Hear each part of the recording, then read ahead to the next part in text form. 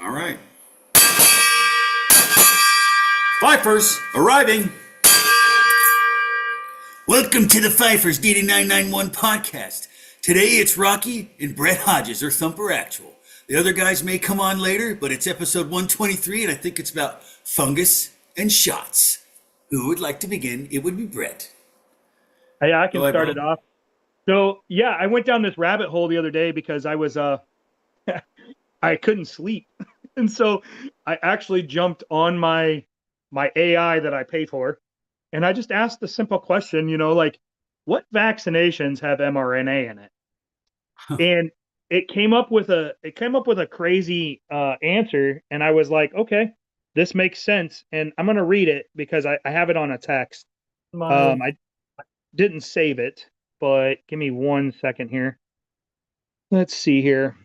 I'm going to go down the list, and it actually is pretty interesting, and I'll read it real quick as fast as I can.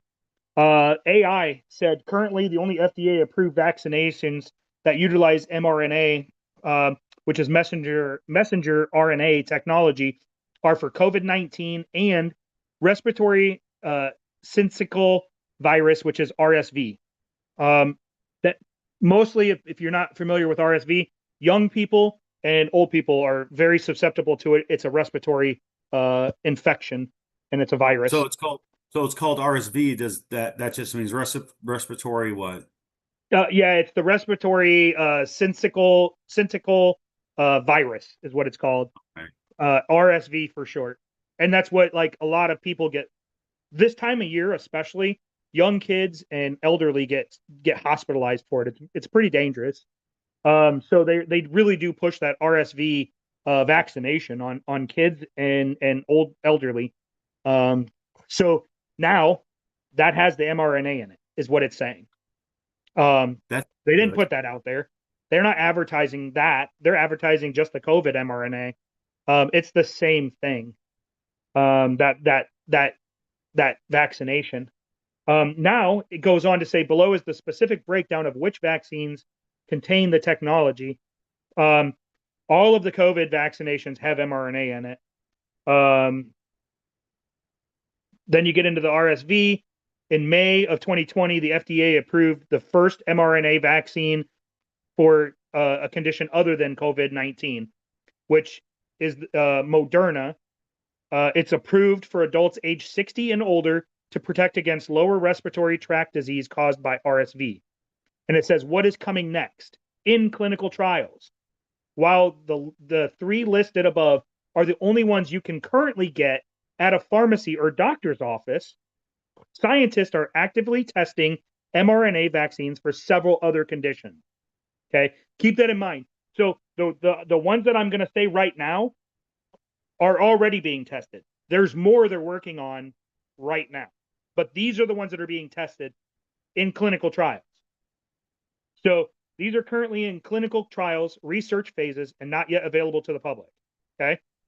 Yeah. Influenza, which is the flu, both Moderna and Pfizer are testing mRNA flu shots as well as combo shots that target both the flu and COVID at the same time.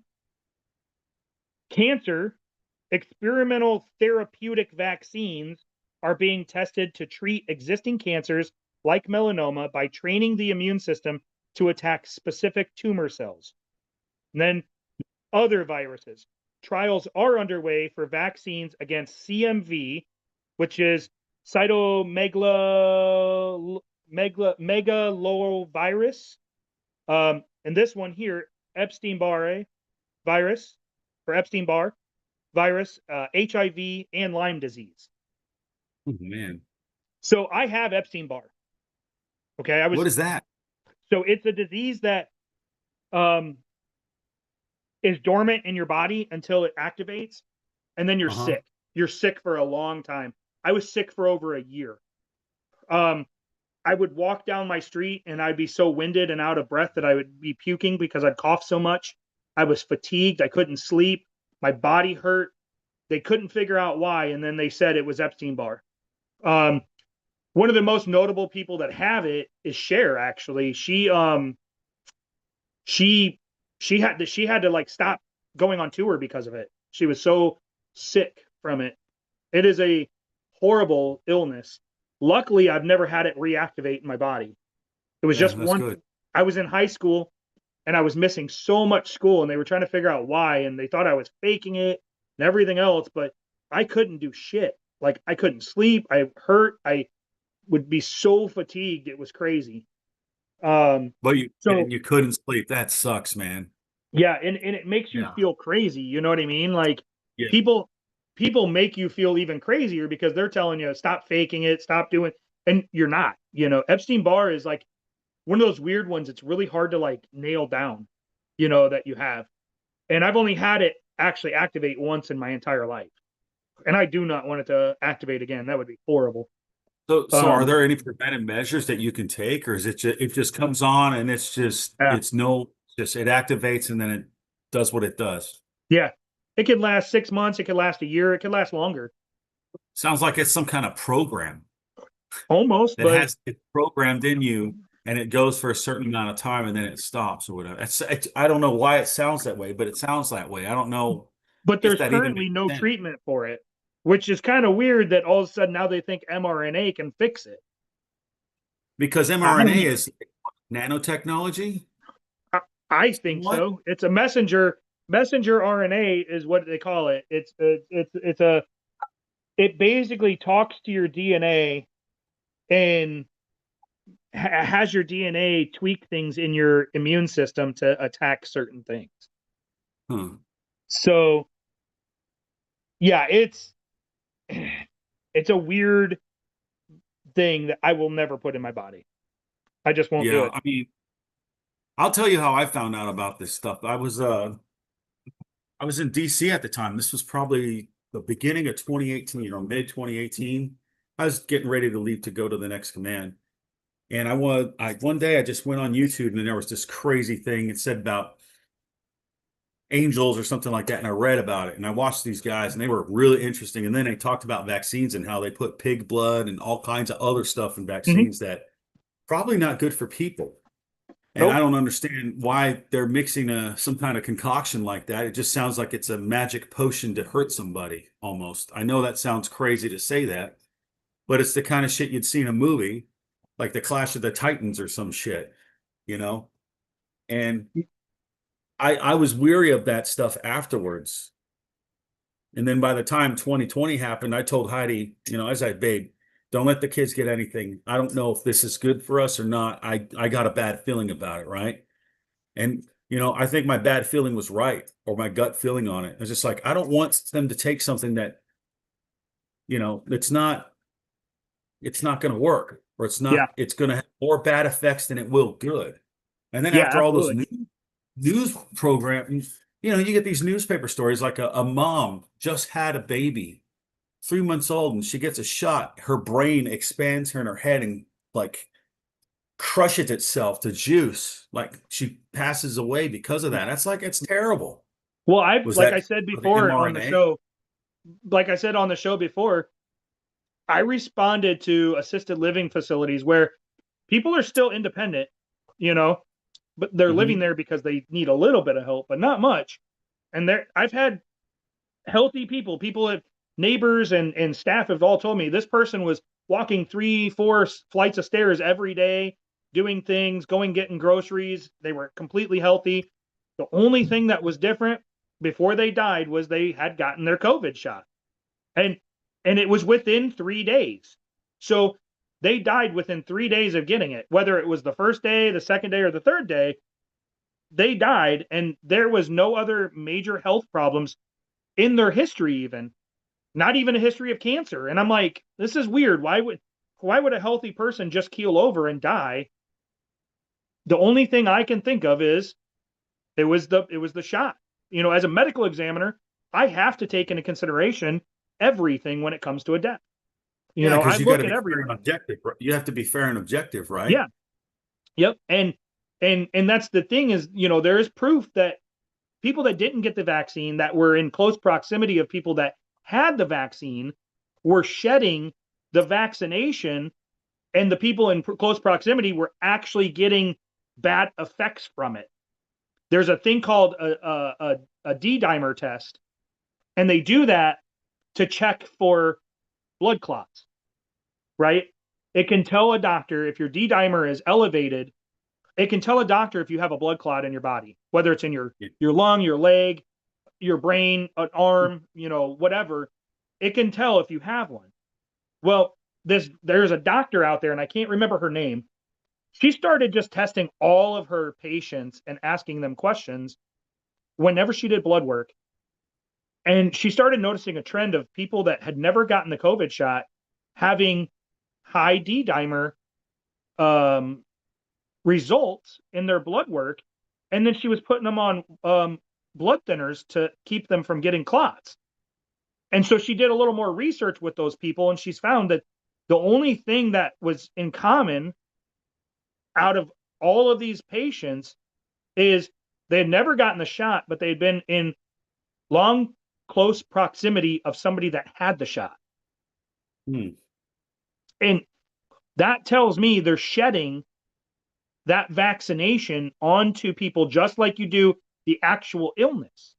What is shedding? So it means that it's in their body, but when they cough or secrete, it's in that fluid and it's getting on people, and So it's they a are getting communicable it disease by that time, right? basically, but it's their Okay. vaccine.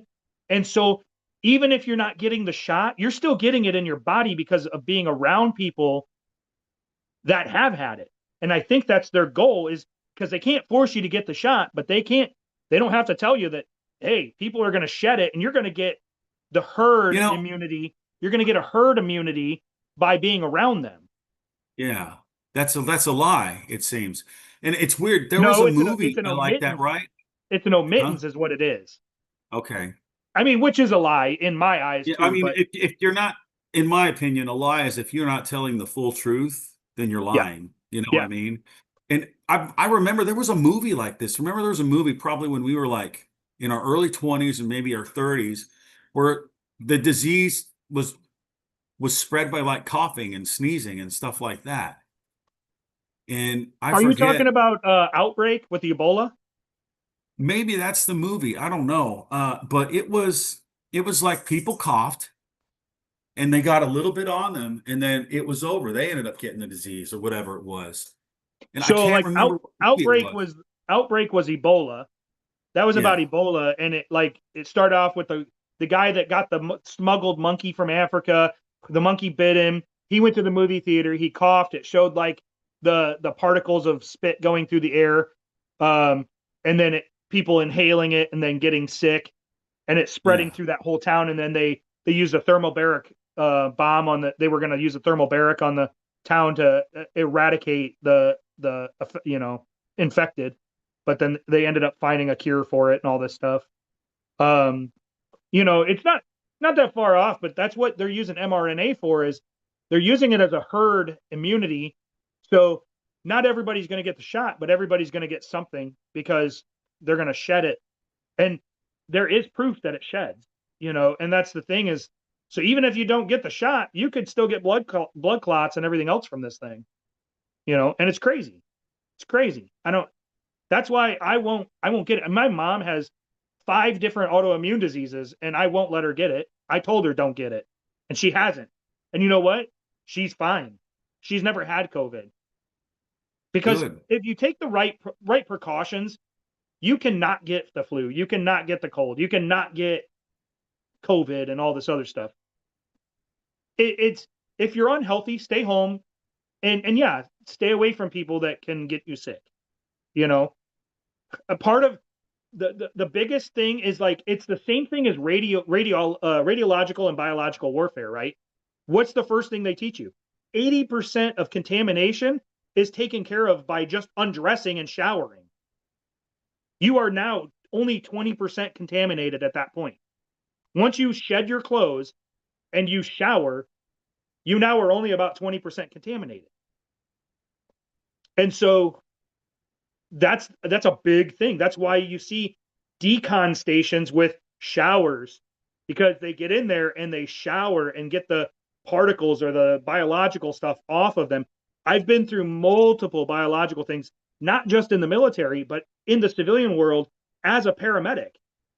just to get my Wisconsin state license, I had to go through a chemical, biological, radiological, mass weapon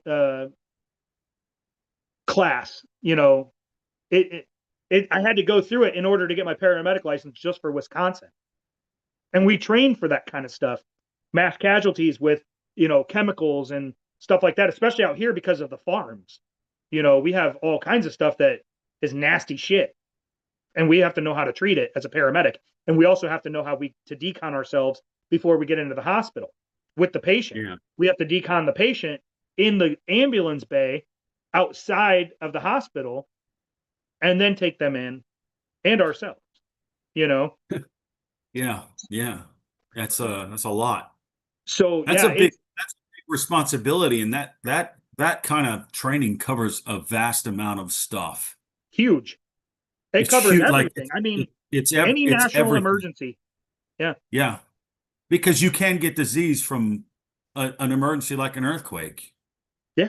People die, dead body, disease, kind of stuff like that. It's just like the food goes rotten, you can get people sick from that, and then it just spreads from there. It's like you got to know that stuff no matter what, it seems. And it is a Yeah. good thing to know that kind of stuff. And a lot of people don't know, like, some of the worst shit in out there is in the Midwest. I mean, you're talking farms with, fertilizers and stuff. That's some nasty shit. If an earthquake were to happen, some of these tanks, anhydrous tanks and all kinds of stuff, man, that you're talking some nasty contamination because that stuff's heavy. It Mhm. stays low to the ground. You get messed up fast. What's crazy is there was the most recent episode of Landman. I think it was the one before this one. I don't remember. They had a gas leak at an oil well, and it showed dudes just dropping left and right, and it's invisible, you know. And it's like, fuck, Yeah, that's yeah, real thing. It's a real thing. And being in Iraq and Afghanistan, and I mean, shit, we were told when I went to Iraq in 06, we were told that, yeah, there's anthrax in the sand. You know, it's just a natural level, but it's in the sand. They gave us doxycycline to take every day for the entire year I was there. I was like, yeah, I'm not taking all that. I had a big ass yeah. bottle of 500 pills. I was like, and they issued it to every one of us. And I was like, yeah, I'm not taking it. And the other guys were taking it. They were having badass nightmares and all kinds of shit. Oh, Really? that was the Fluoroquine or whatever it was called. The what was the name of that? We took that shit too. That shit was bad. Gave us horrible nightmares. Um, Wonder hang why I on. did that.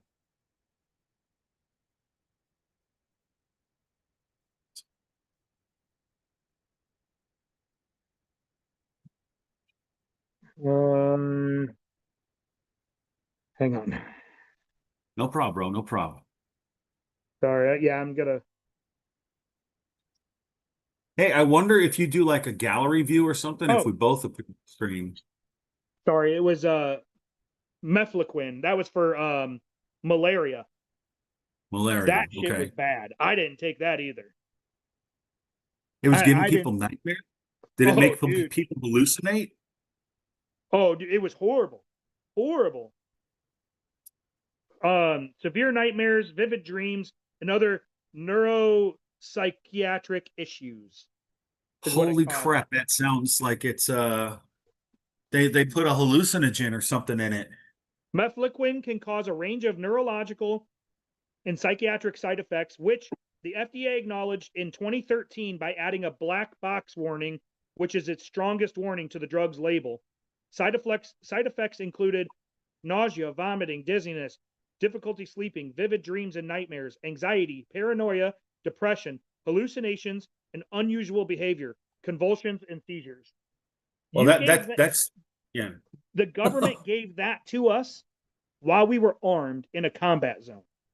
That's what I'm thinking. I'm like, why would they do that? That just seems like they're just trying Hey guys, let's see what happens with all these guys with guns. Let's see what happens, what they do to each other. That Well, sounds like a bad science experiment.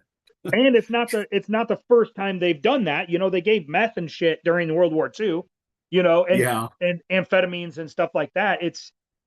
There is so many things that they've mixed. So they mixed the mefloquine with the doxycycline and all this other shit that they had us, they wanted us to take, the anthrax shots, the smallpox, you name it. And I got a lot of anthrax shots because they kept losing my record and they wouldn't take my word for it because, that would be horrible, that I could be trusted. So I got so many major first dosages of anthrax that it was ridiculous. I think I had 5 first doses of anthrax. Oh my Like, what the goodness. fuck? And then I had to have the second dose and the third dose and then the boosters every year. And I'm like, you guys have given me so much fucking anthrax. I probably am immune to it now. It's horrible. That's I remember, dude. I remember when we were on the five, that was the first time I got the anthrax shot. Yeah, it was mandatory in 2000, 99, And 2000, whatever. and then when I went to Bahrain, they made it mandatory to take smallpox. Yeah, and I got my smallpox in 06 when I mobilized for Iraq. They were like, you got to have smallpox. And I'm like, it's really that bad over there? And they're like, well, no. I'm like, I never saw anybody with smallpox over there. the only time I heard of smallpox was when in the United States in the 1800s when westward expansion was going on or something like that. You know what I Yeah. mean? That's the time I remember smallpox being mentioned in history was during those times. Well, it's just like there are cases of the bubonic plague in the United States every year, right? It's Yeah. like it's like 2 a year. And it's normally like Nebraska or Oklahoma. It's weird. Colorado, I think, had one. I think Colorado had the last one. But yeah, you're gonna get some of that weird shit every once in a while. But they acted like that shit was so prevalent over there. And it's like, oh, don't touch a It's local, you'll get smallpox. Don't let a mosquito bite you because there's malaria everywhere, and that's why you're on doxycycline and mefloquine and there's all kinds of other shit and so everything so has when anthrax on it. so the guys that were taking that stuff with you, did anything happen to them Oh, dude, that they they talked fucking about? freaked out. Yeah, they stopped taking it and everything. They went back to normal. Big What did guys they say they screaming. saw? Did they tell you they saw some crazy shit or what? All I know is they woke up screaming, and these are some tough dudes that I know. Like Yeah, these I dudes, bet. I these mean, dudes are tough motherfuckers, and they yeah, woke up screaming and shit. And I took it for a little while until I realized what it was, and I didn't like it. It made me yeah. feel like fucking shit. He had You know, they gave him 2 like shots or pills, and pills, one of them caused like them to like have bad dreams, vivid nightmares, hallucinations, hallucinations, yeah, anxiety, depression, paranoia, depression, yep, like everything that's bad, a bad combination. It's like a nausea, bad, yeah, yeah, like because you everything that's because you not want your good. war fighters nauseous while they're doing it, and Yeah, you hallucinating. want them to be incapacitated. That's smart. Really Yeah, smart of you guys. That and I almost look at it like they're trying to hurt people on purpose, and that's sad. and they didn't put that black box warning on it until 2013, and I was over there from 2006 to 2008. That and keep in mind, 2007 was the start of the surge.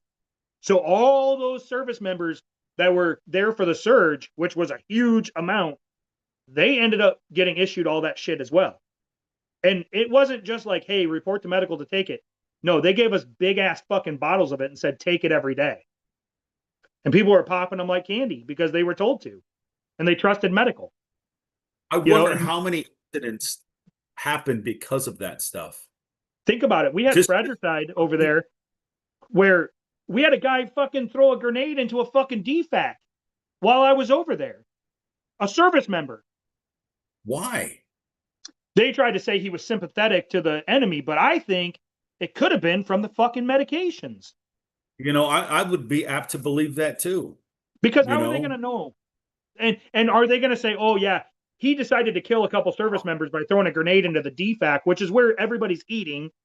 That's the dining facility because we yeah. gave him this medication. No, they're going to make him out to look like a fucking asshole that sympathized with the fucking enemy.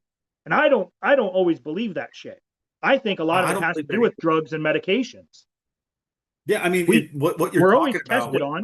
yeah, yeah, what you're talking about is almost like what Behold a Pale Horse talked about, the mind control, uh, the mind altering drugs, and those would kind of be like mind altering in a way if you're hallucinating and having anxiety and Absolutely. If you're fucking like, paranoid yeah. So it's like, why would you want to do that to guys that are protecting the country in a place that's extremely dangerous? and high stress, like we had Yes, at my yes. base, we were just like Mortaritaville. So there was a place called Mortaritaville up north. They got mortared every fucking day. That's why they called it Mortaritaville. We got mortared every fucking day and rockets every day for the longest time. That 20 minutes after my helicopter landed, I got my bag and we were getting ready to jump on a deuce and a half to go to our tent, and mortars started raining in on us and Katusha rockets, 107 Katushas. Like Uh, it was nonstop all every day. I mean, sometimes they hit our area, sometimes they hit that TIFF, which is the theater internment facility. They killed their own people. Like I had pictures of the fucking rockets impact area, dead detainees, and everything from the rockets that they shot off at us because I had to do the investigations on it. You know, there was a lot of it's shit sad. over there. It's That it's just nuts. looks like chaos out there. That just sounds like complete chaos almost. Yeah. So these mRNAs, I do not trust them one bit. You I know, wouldn't either. I mean, just all the stuff that you hear, whether it's in the conspiracy realm or not, it's like, well, why are they talking about it in a conspiracy realm unless something happened to make them add this, take this thing and add this to this thing and that thing, and it kind of like, well, that's what it's looking out to be like. yeah, It's just, yeah. because you're looking at this evidence and stuff that's happening, and it's like, well, you can't deny it if it's ending up like that most of the time. Like it's something's not right. And I have a feeling like I am the type that if one legitimate doctor does a legitimate trial test on these medications and they have concerns, it needs to be yanked until it is fully understood by the whole scientific community as far as doctors go Yeah, what the consequences are of this. Then it needs to be published because there's a thing called peer review, and in the medical field they do a lot of peer review. And if a trial is not peer reviewed in the medical field, it doesn't hold any weight because you should have an outside source not attached to this you are. medication or whatever review it and make sure that it's legitimate and the trial was done correctly. And mRNA was not peer reviewed. mRNA was stopped in 2008 during the SARS outbreak because of what they call pathological priming. Pathological priming is where you get the shots and then you get the virus and your body acts like an anaphylaxis response, like you're highly allergic to it. Your throat swells Yeah. up, you can't breathe, and you can die from it. They started having that, and they call it pathological priming because you are priming your body to have a response by injecting this into it. And then that causes that anaphylaxis response. Your airway closes and you can't breathe and you start to hive up and everything else, and then you die from it. So they were doing this mRNA in 2008 and they stopped it because of the pathological priming. They didn't pick it up until this SARS, which COVID is a SARS, it's a flu, because everything named by the scientific community that is an illness from SARS is a flu, swine flu, avian flu. Like it's all flus. Those are all SARS. COVID is a disease from the virus SARS. So SARS is the virus, COVID is the disease. And they, out of all of the other SARS outbreaks since 2008, they never picked this mRNA back up, which is weird that all of a sudden COVID happens and now they pick it up. And I also think it's weird that COVID was let out of a fucking lab And then this mRNA was picked up and finished. And it was finished fast. Yeah, I know. Extremely fast. There was no trials. There was nothing. They went off of old trials from 2008 and said, yeah, this is the vaccine. This is what's in it. This is what it does. They did not talk about how they changed it right before they put it out, and they did not talk about pathological priming. And they didn't talk about shit that can go wrong, like blood clots, which is Yeah. bad. I remember when I got COVID, I got blood clot in my leg. And luckily I thought it was just my leg was sore and my back was out of alignment. So I went to the chiropractor, right? He's like, "Hey dude, your back is fine. Your leg is swollen and purple. You need to go to the ER right now." So I called my wife, I called Heidi. I said, "Babe, I got to go to the ER." She's like, "Okay, let's go." And we went there and they're like, "You got a blood clot in your left leg." And they're saying, luckily you got to put blood thinners in because it could have got really bad for you. And you didn't have the COVID shot? No. So, okay, one of two things.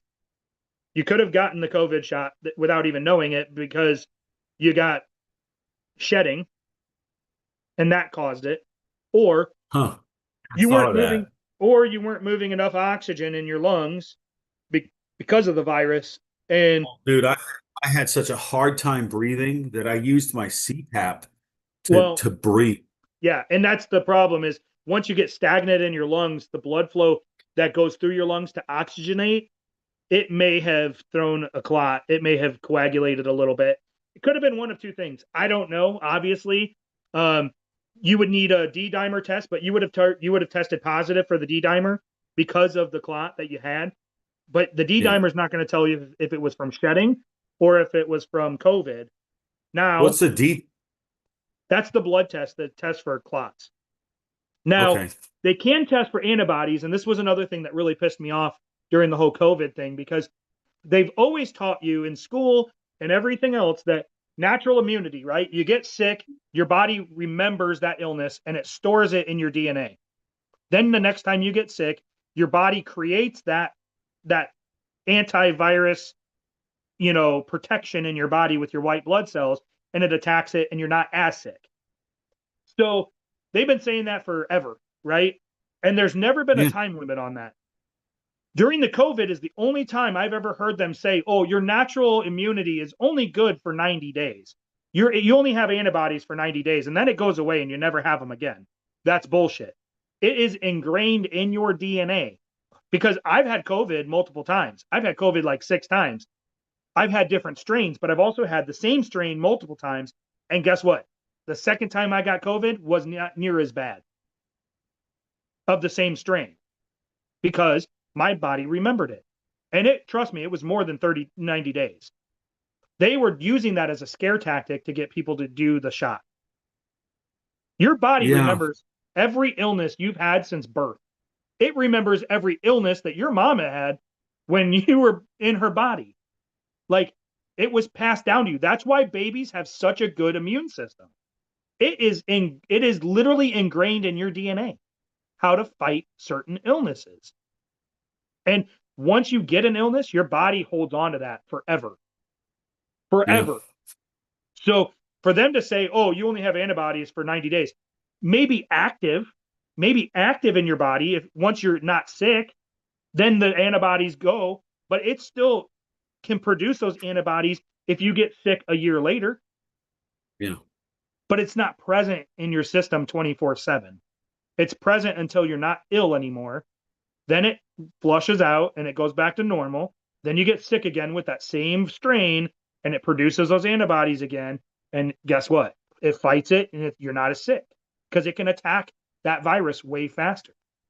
It doesn't take hold in your body as fast or as strong because your body fights it. So Mhm.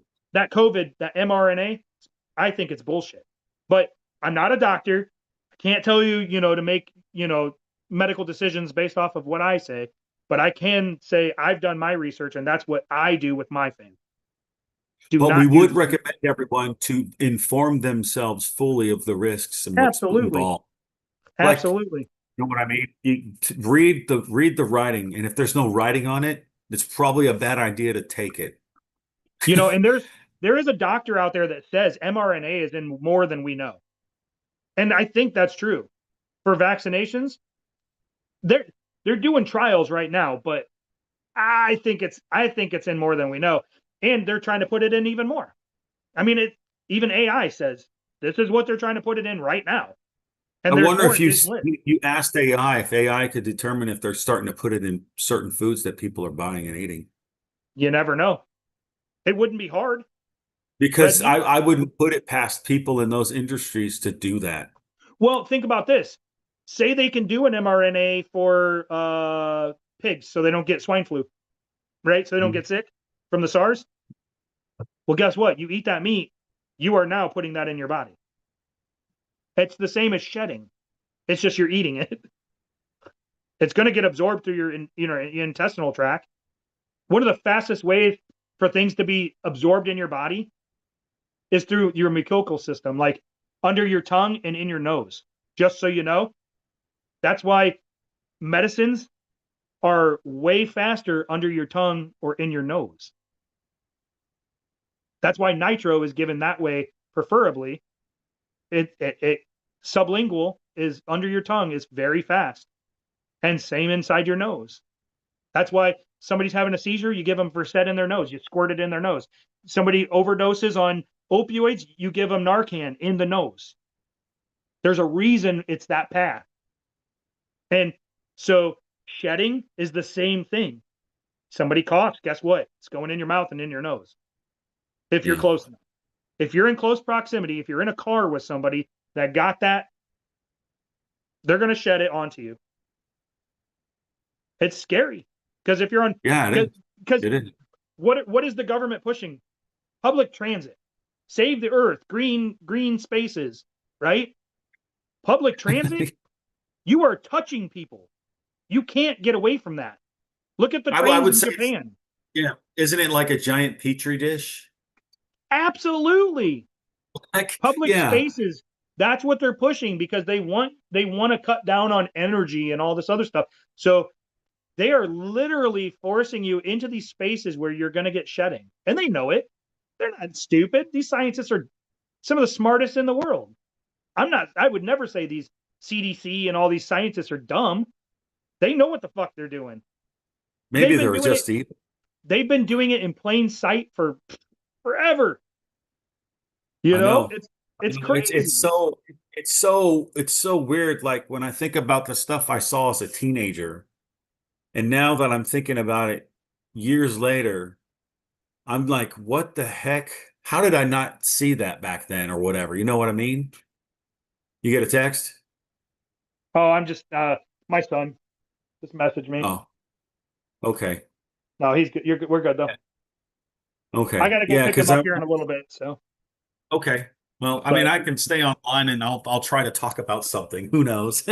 I can always pause our live. I Okay. think, and then we can always pick it up. I think I can pause it.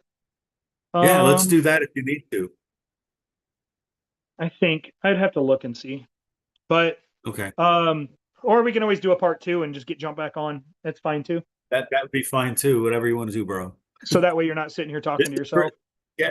This is pretty interesting what we're talking. I'm learning some stuff with this because you were a medical examiner. You would have to know this kind of stuff, or And you'd have to have a background, a little bit of knowledge about how it works and operates. and as a paramedic, if I Yeah. wasn't a good paramedic, to be a good paramedic, you have to research things. You have to know what's going on in the world because you got to know what you're up against as a paramedic, right?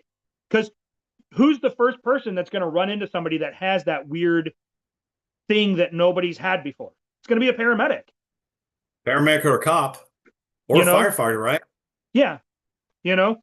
Well, it's going to be all three technically, Yeah. but the Yeah. paramedic's going to be the one treating them first if they don't go straight to the ER, you know. And I think it's every medical professional's responsibility to learn about the weird, odd stuff in the world and keep an open mind on what could happen. Because the world has proven that a lot of strange shit can happen that we have no idea. And this can actually go into our second topic, which is the fungus in Chernobyl. Because It's the first time in history we've ever seen this. And So it's tell me about this fungus, bro. so What it you've learned so far. it's Did you cool. find this when you were looking up the mRNA stuff, or was this just another search? It was a whole nother rabbit hole. When I cannot sleep, I go through these rabbit holes, man, and it's weird. And because like I said, if you're not if you're not researching in your life, you're not advancing and you're not prepared.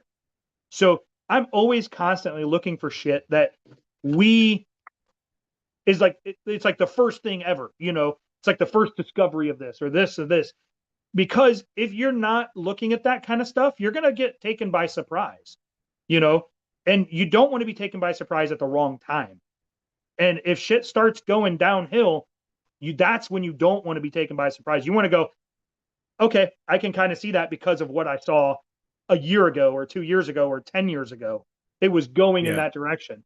We've talked Mhm. about The Last of Us, the show The Last of Us, with the cordyceps and the fungus from that. This is crazy. And there are real cordyceps.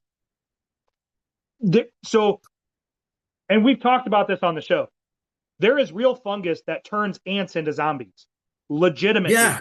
We I think we showed a video about that Yeah. sometime last year. It controls them, makes them go up to the top, and like they Then a have to horn grows out of their head, right? they get they get That it makes them reproduce and then kills them. It's crazy. The ant has no control over its body. It is a literal zombie. So when it comes to fungus, this one is super cool because there is a lot of applications, but it's also super scary because of what it can be used. So we all know Chernobyl, one of the biggest catastrophes on Earth that was man-made, right? The meltdown. It and it's a no-go zone, and they do ecotourism, dark tourism there. You can only be there for so long, then you have to leave and all of that, but you can never get into the building. They built a thing around it. It's contained. It's just decaying now, right? It's supposed to be like over 10,000 years. It's going to be contaminated. But there is a black fungus that they've never seen before growing inside. They've used robots to go in and test it and bring parts of it out. And it's actually cleaning the contamination away. It's dropping the levels of radiation. It's eating it and creating its own energy, and it's spreading. so the fungus, it's not a plant life, is it? It's a fungus. It's a mold. Yeah. So So it photosynthesis is eating the radiation. so it doesn't use photosynthesis Okay. because it's hang on.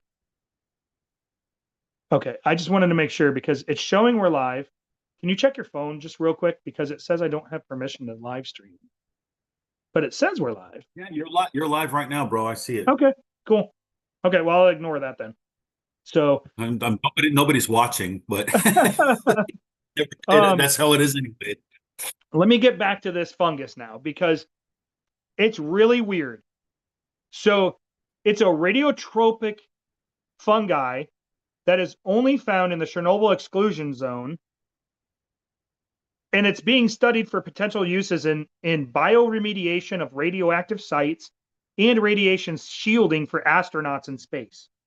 So this fungus contains high levels of melanin, which is the same pigment found in human skin.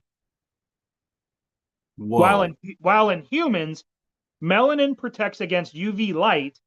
In the fungus, it appears to absorb ionizing radiation like gamma rays and converts it into chemical energy for growth through a process called radiosynthesis analogous, or however you pronounce that, to how it's the same thing as how plants use chlorophyll for photosynthesis. So this needs no sunlight, right? It needs Dude, no sunlight. there was a documentary I watched a couple of months ago. It's called The Lost World, and it was about uh the guy who wrote the book The Lost World, not the Michael Crichton one, but the original one with the Yeah. dinosaurs.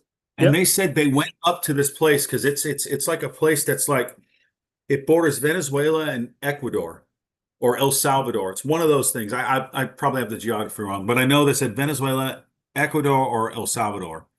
And they went up there and they had these black fungus things that were eating diamonds or rocks inside of the caves there. Like they had black lizards, black snakes, and all that stuff. Like everything was colored that way. It was color coded, kind of like what you're describing. I think it's a completely different thing, but it's also similar because they found something that could eat like glass or like something like that, which was kind of weird. Yeah, there's so I'm going to share my screen here and I'm going to show you guys what I'm talking about as far as what they want to use it for, which is really freaking crazy. Uh-huh. Let me know when you can see it.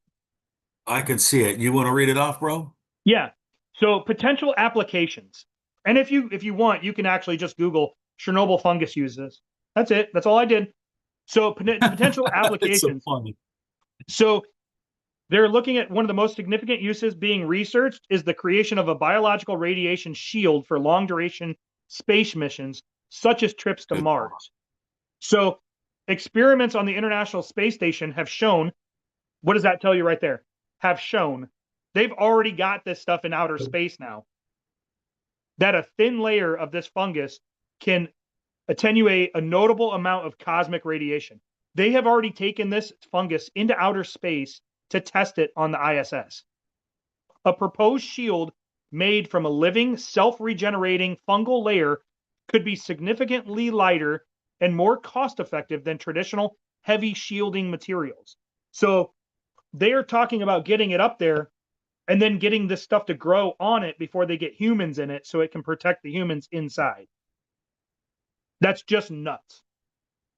Yeah, that is nuts. And now they're talking. Go ahead. No, I was like, that's pretty crazy. Go for it, bro. Yeah, the fact that this is being tested in outer space and there's been no news on this. No news whatsoever. I mean, other than you have to know to look for it. Like it's been talked about, but it's not being advertised to the public. It's Yeah, definitely. kind of crazy. Yeah, that is crazy, man. Then you would think that that one right there alone would be enough to be like, hey, look at this cool fungus. Look what we're doing with it. And, all this. I mean, I think the only reason why they're not talking about it is because of repercussions of a nuclear war.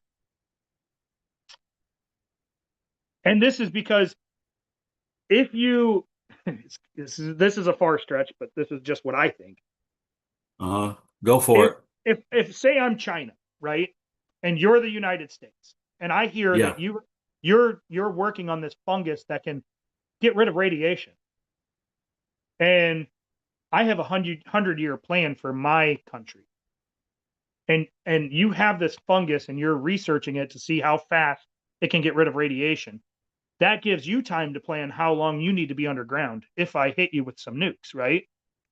So I'm going to hit you with nukes way faster than I normally would because I don't want you getting to the point where you can scrub the surface of the earth in, say, 20 years instead of 10,000 years, because people can survive for 20 years easily underground. Easily. But 1,000 years, that's a stretch. That would turn it into like the movie The Time Machine with the Morlocks and shit like that mutated. I mean, Like it's almost delving science fiction that we grew up reading and watching in movies, and now it's like almost coming to life in a weird way.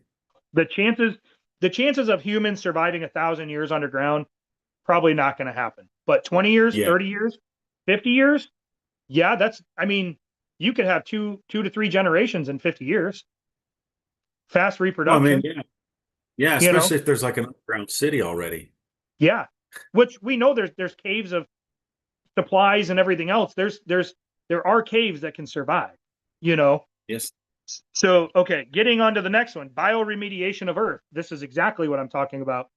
The fungus's ability to absorb and tolerate high levels of radiation suggests they could be deployed in contaminated areas such as Fukushima and Chernobyl sites to help clean up radioactive waste. The fungi would absorb the radionuclides, grow, and could then be safely harvested and disposed of because they're not radioactive.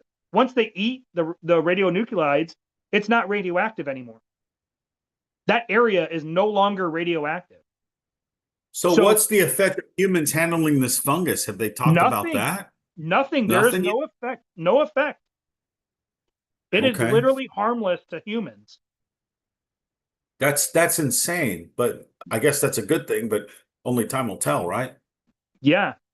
Now, the next one, let's get into the medical side. And I'm going to throw it out there even farther. But this says researchers are investigating whether the melanin extracted from these or similar fungi could be used to develop protective materials for patients undergoing radiation therapies. I'm going to take it a step farther and say it might actually be able to treat people exposed to radiation as far as nuclear war and make us, I wouldn't say fully resistant to radiation, but to the point where you can still function and not die. And now your army is able to still function while being exposed to radiation because this is working inside their body. If you think about it, because if it works during radiation therapy, it could probably work during a nuclear war too. Yeah. Yeah.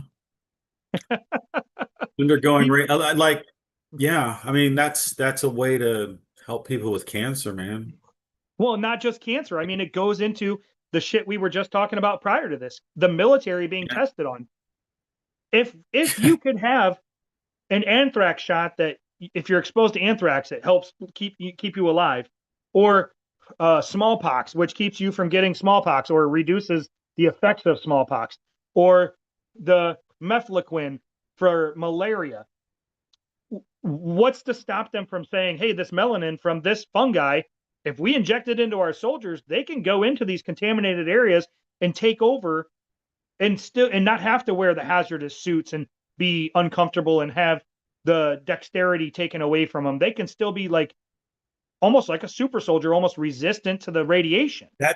That's what I was just gonna say, bro. Like that would be like super soldier kind of stuff right there. So if we can be the first to develop this fungus and start mass producing it and giving it to our residents in the nation, now we are not susceptible. The only thing that the nuclear weapon will do is kill the people in that area because of the explosion and the pressure wave, not the radiation, which they want the radiation to affect the people farther away from the explosion to take out more people and make them not be able to fight.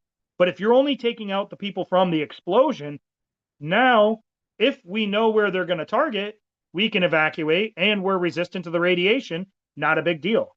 Yeah, it's going to affect our food and stuff like that, but we can bioengineer food with this melanin that will be not susceptible to radiation. We can inject it into our food. It's so crazy. So, And so this fungus that developed, is this a naturally occurring fungus or did this yeah, mutate something no, else? it's completely natural. They didn't know where it came from. And going into the whole food thing, look at the next one. New energy sources and biomaterials. More speculative ideas include using the fungi to develop new sources of renewable energy in harsh, dry environments where traditional plant growth is difficult, or as self-replicating protective building materials for off-world habitats. That's like what's that movie where Matt Damon was The stuck on Martian? Mars? Yeah, where he was Yeah, growing potatoes and everything. That's almost the same kind of concept in a way, yeah. but And see that's here it like says research is ongoing to fully understand and safely harness these capabilities. that's very interesting, dude. It's Like, yeah. it's nuts. And Yeah, it I have is. checked other sources. I have checked other sources. So it's not just one source. I've checked other sources. And the fact that you can make your entire civilization radiation resistant, including food, Yeah. and you can live on another planet and be resistant to the radiation from the sun. and your buildings and yourself and your food. That's completely changing like a person's DNA and turning them into something almost different almost. It's like Almost like transhumanism, right? almost like mRNA, right? Yeah, yeah, Where it's once it's weird. injected, it tells your body to change certain things in your DNA to attack certain things. Huh. Kind of weird. And this fungus started inside the contained area of Chernobyl. It didn't start outside. It was not introduced by man. What year did they discover this fungus? Did they say that? It's been several years. I don't know. Let me look and see because it doesn't say on that one that I saw. Let me see. Let me do just a quick Google search. Hang on here. When was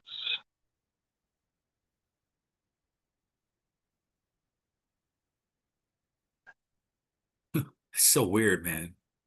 It's interesting. let's see here.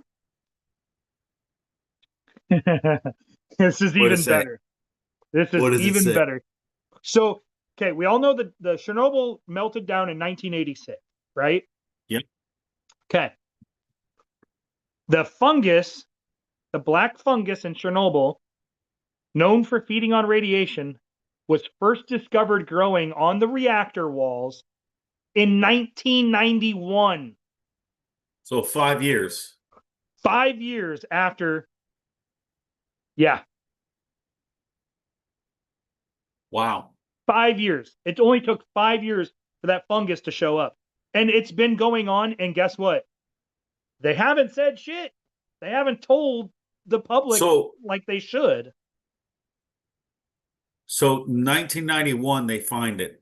It's 30 something, 34 years now. 35 next year if you count back to Chernobyl. Yeah. That's 39 years this year and then next year is 2026. That's 40 years, bro. Yeah. That's crazy. I know. Whoa. Just wow. And nobody's talking about it. Nobody's talking about this fungus. And there was, I mean, there's some people talking about it, but I mean, I don't even know what to say about it. It's like, But what I'm thinking is like if the military industrial complex gets a hold of it, which they did, they're going to find a way to weaponize it also. well, I don't know if they'd be able to weaponize it. Oh, I know they would be able to use it as a countermeasure. It's more of a yeah, they countermeasure, could.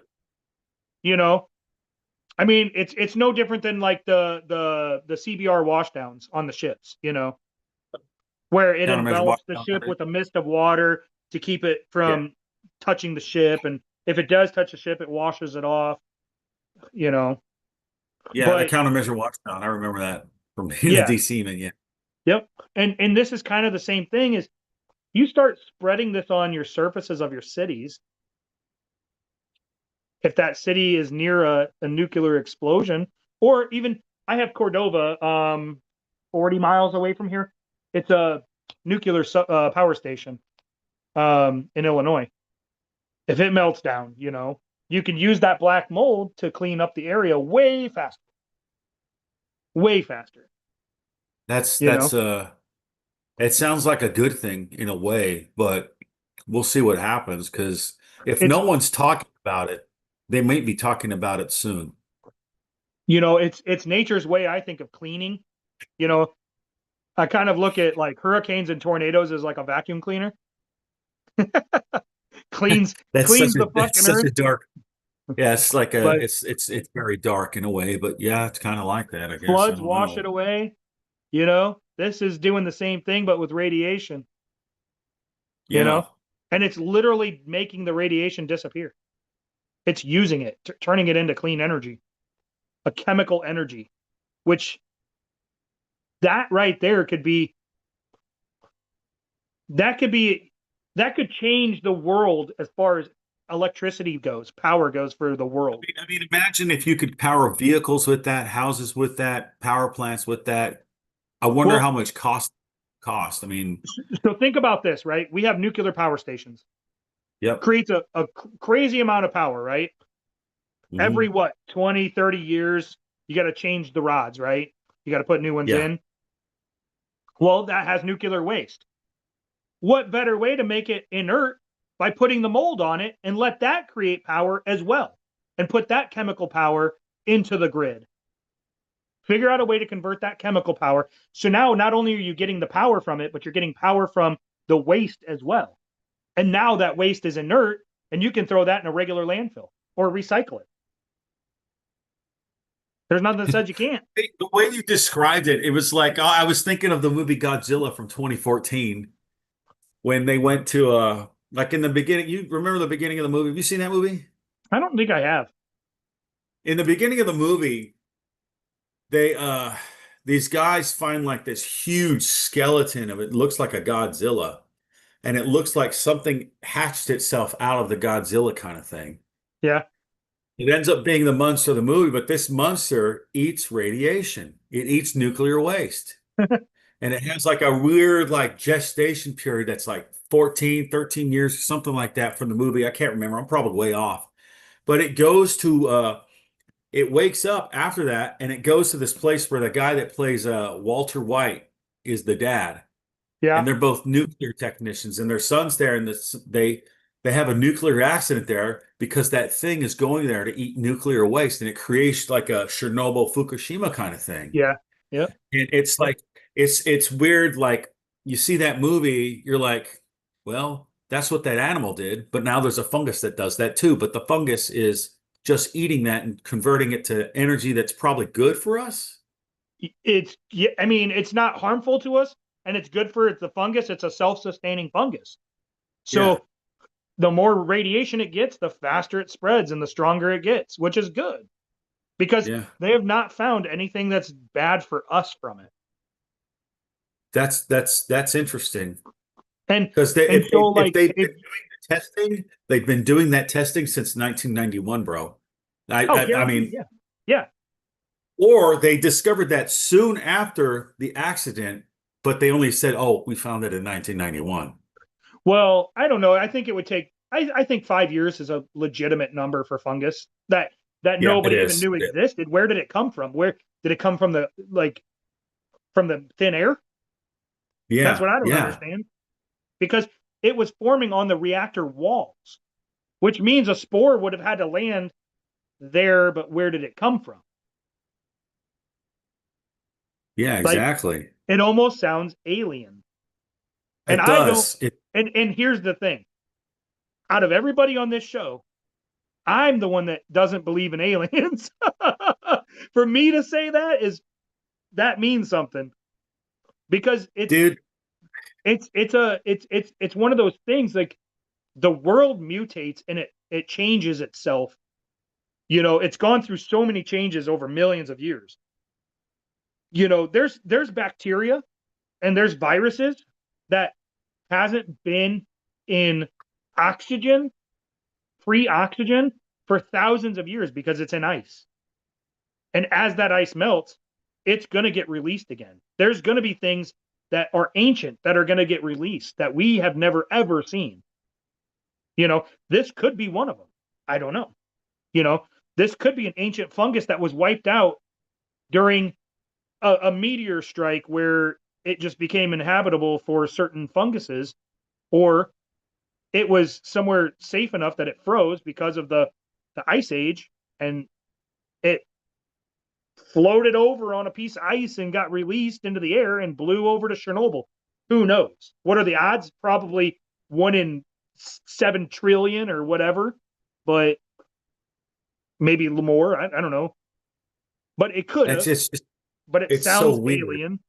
It's almost It like does. something like, 500 years from now, humans are in outer space going from, flying around in their ships and they go to this ship that's abandoned and they board it and there's this fungus all over it and it takes over. You know what I mean?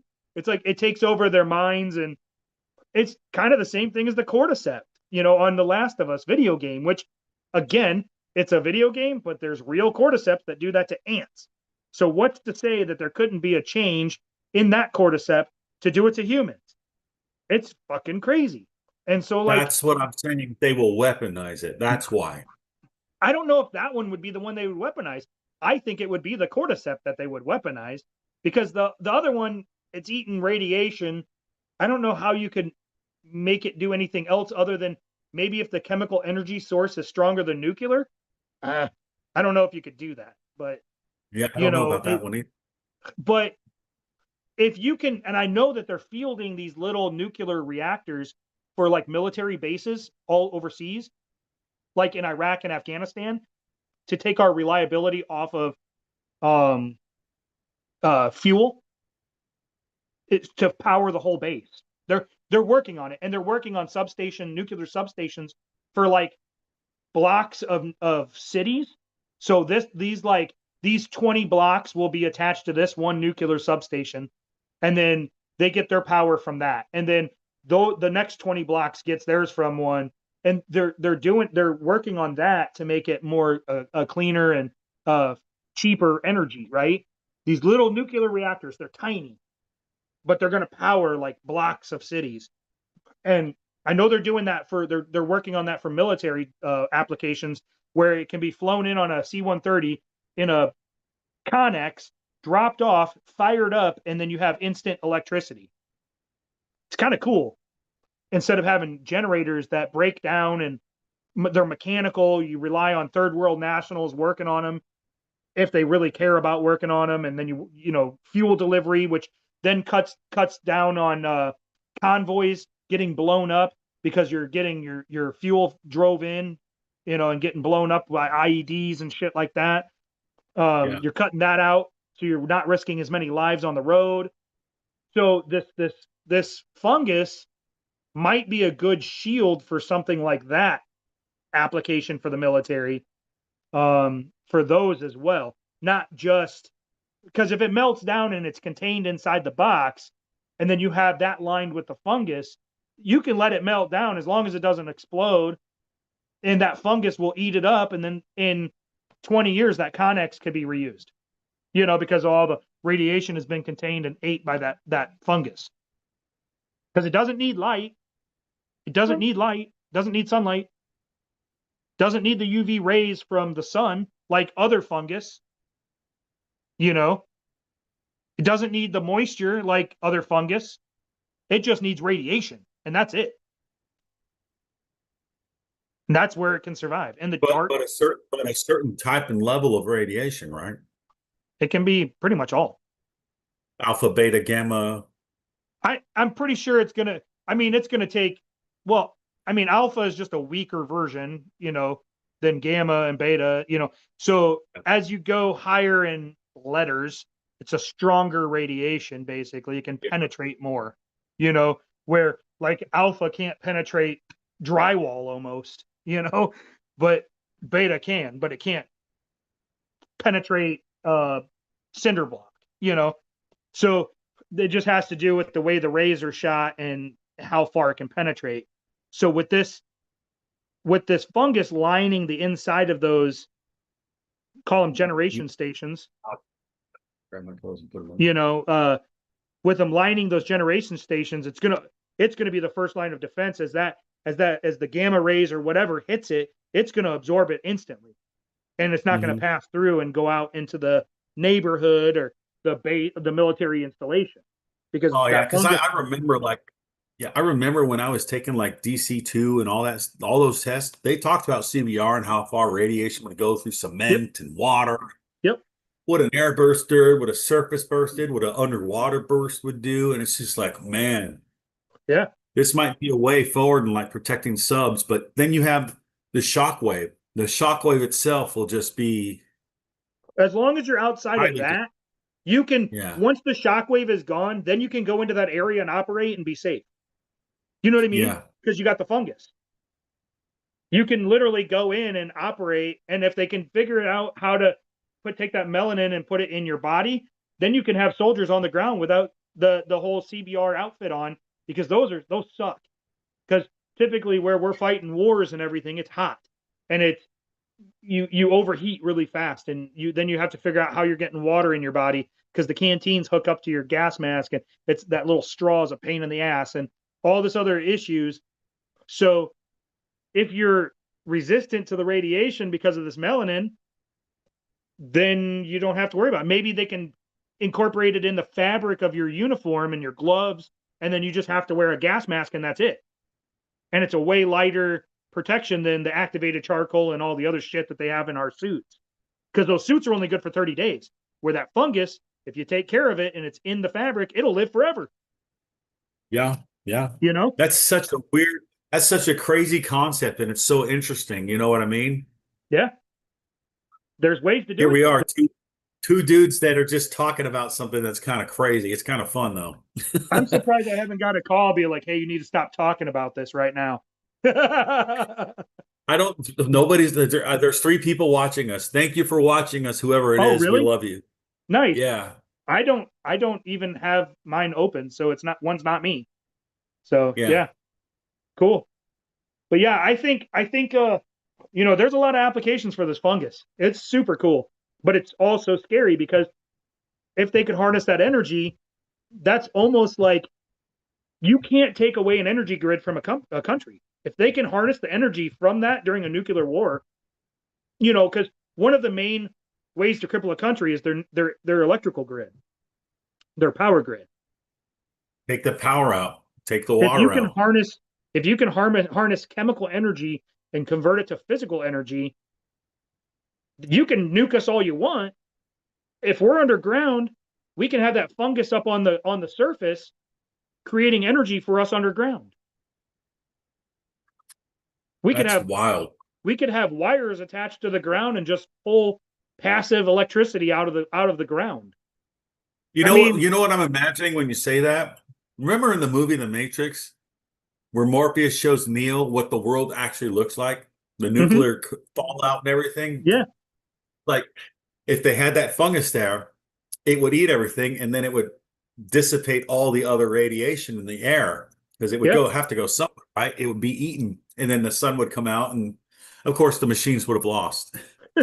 It's so weird. Like I'm thinking like that, and that's a fictional story, but it's kind of cool to think about it like that. Oh, that's what maybe that could be happening. I don't know. It's crazy. I mean, that's seriously like there's a lot of shows about the apocalypse, like nuclear winter, Yeah. I mean, there's a show called The 100. I don't know if you've ever seen it. They lived up in space.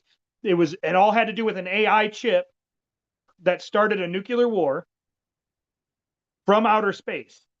And it killed everybody on Earth but the people on what they called the Ark. And they sent like 100 kids that were in trouble or whatever down to the Earth to, check and see if it was inhabitable. And it was like 97 years or something, but it was. But they never actually said how it became inhabitable again that quick. But Yeah. it's something like that. There was a thing in there called Mount Weather, which is where the president bunkered down and like the government and all that. And they had scrubbers and all. It's like that, but you instead of using like a chemical scrubber, you use a natural scrubber of this fungus to scrub your air. And if you can harness the electricity from it, harness the power and make electricity and harvest clean air from it, use it as a filter, have it in multiple layers and have the air pulled through with the radiation and it filters the radiation out before the air hits you. Imagine if they could do that with free flowing water that was contaminated. Yeah, I don't see why you know couldn't. What I mean? That's a possibility too, right? It would it would isolate all the radioactive material in the water, and the water would pass through and it would trap. It's just like passing water through a layer of charcoal, sand, and gravel. It would be the same thing, but you would have this moss in there too, and it would filter out the radiation and eat it, and then the clean water would come out on the other side. Yeah, I mean, I'm thinking, they have a lot of application uses for this, and it seems like this would be a thing that would save more lives than ruin them. Yeah. And that's the dangerous part is because if someone gets a hold of this and they don't want to do good with it, what would they do besides suppress it and only give it to certain people? Yeah, but I mean, once you have it, you have it. All you got to do is feed it. You just got to feed it a little bit. Here's my pet fungi. Right? His name is Ralph. You Ralph likes radiation. One little isotope every month just to get it to stay alive. It's like feeding a sourdough starter. You Your fungus is 150 years old until you actually have to use it, and then it starts spreading because you just entered a nuclear winter. Yeah, You just man, that's issue like nuts. a 2 inch by 2 inch patch of fungus to every citizen in the United States or every household, and like, okay, you get this in the mail, you just put one little drop of this on it and it'll eat it, and it's safe for everybody, but in case of nuclear winter, you'll have it. And what you do is you put it on your door and seal your door and your house up, and then it will start eating it as the nuclear winter hits your house and the isotopes, and it'll eat it and grow and cover your whole house and protect you. You know, like, cool. There's a chance. As long as a dude doesn't hit it because it's not blue. I'm Right? just playing. I'm just joking. Directed energy weapon. I wonder if it could take the radiation off of that thing, the heat that thing produces. I mean, it is radiation technically. Yeah, it is. Light is radiation, I think. But if you Right? think Am I about, wrong? like, if the government used this fungus, right, it's kind of twofold. You line every roof of America, every roof, every house, every building, anything with a roof, you line it with this fungus because it's going to get radiation from the sun and solar flares that we get. It'll keep it alive. But when there is a nuclear war, the fallout from it comes from above. Where's it going to land? On roofs, mostly. Roofs and grass and water. Meh. And once it fully lands and the roofs can absorb most of it, that will reduce the amount of contamination that we have to deal with. Then we can move it from the roof. We can take patches from it and plug it into the ground and let it eat that radiation on the ground. And then in no time, if you can catch most of that radiation on rooftops before it even hits the ground, then you don't hardly have any contamination. Because look at all the buildings we have in the world. I mean, granted, New Mexico, Arizona, stuff like that, that's going to be tough because it's so spread out, out west. But these concentrated areas like Chicago, New York, LA, San Diego, St. Louis, even my city, you put it on all these rooftops in your high concentrated areas. They might not be the target of the nuclear attack, but fallout might hit it. And if that's the case, then it's going to fall onto the roofs. Can you imagine if mayors decided not to do that for their people in their cities? Right? And it shouldn't cost Like shit. the way that we've seen some mayors act now, it's Yeah. like, I wonder if they'd actually try to save their city by doing something like that, if that was a possibility in reality. Like the mayor of Chicago would probably say, no, you're just trying to catch illegals. Yeah. Yeah.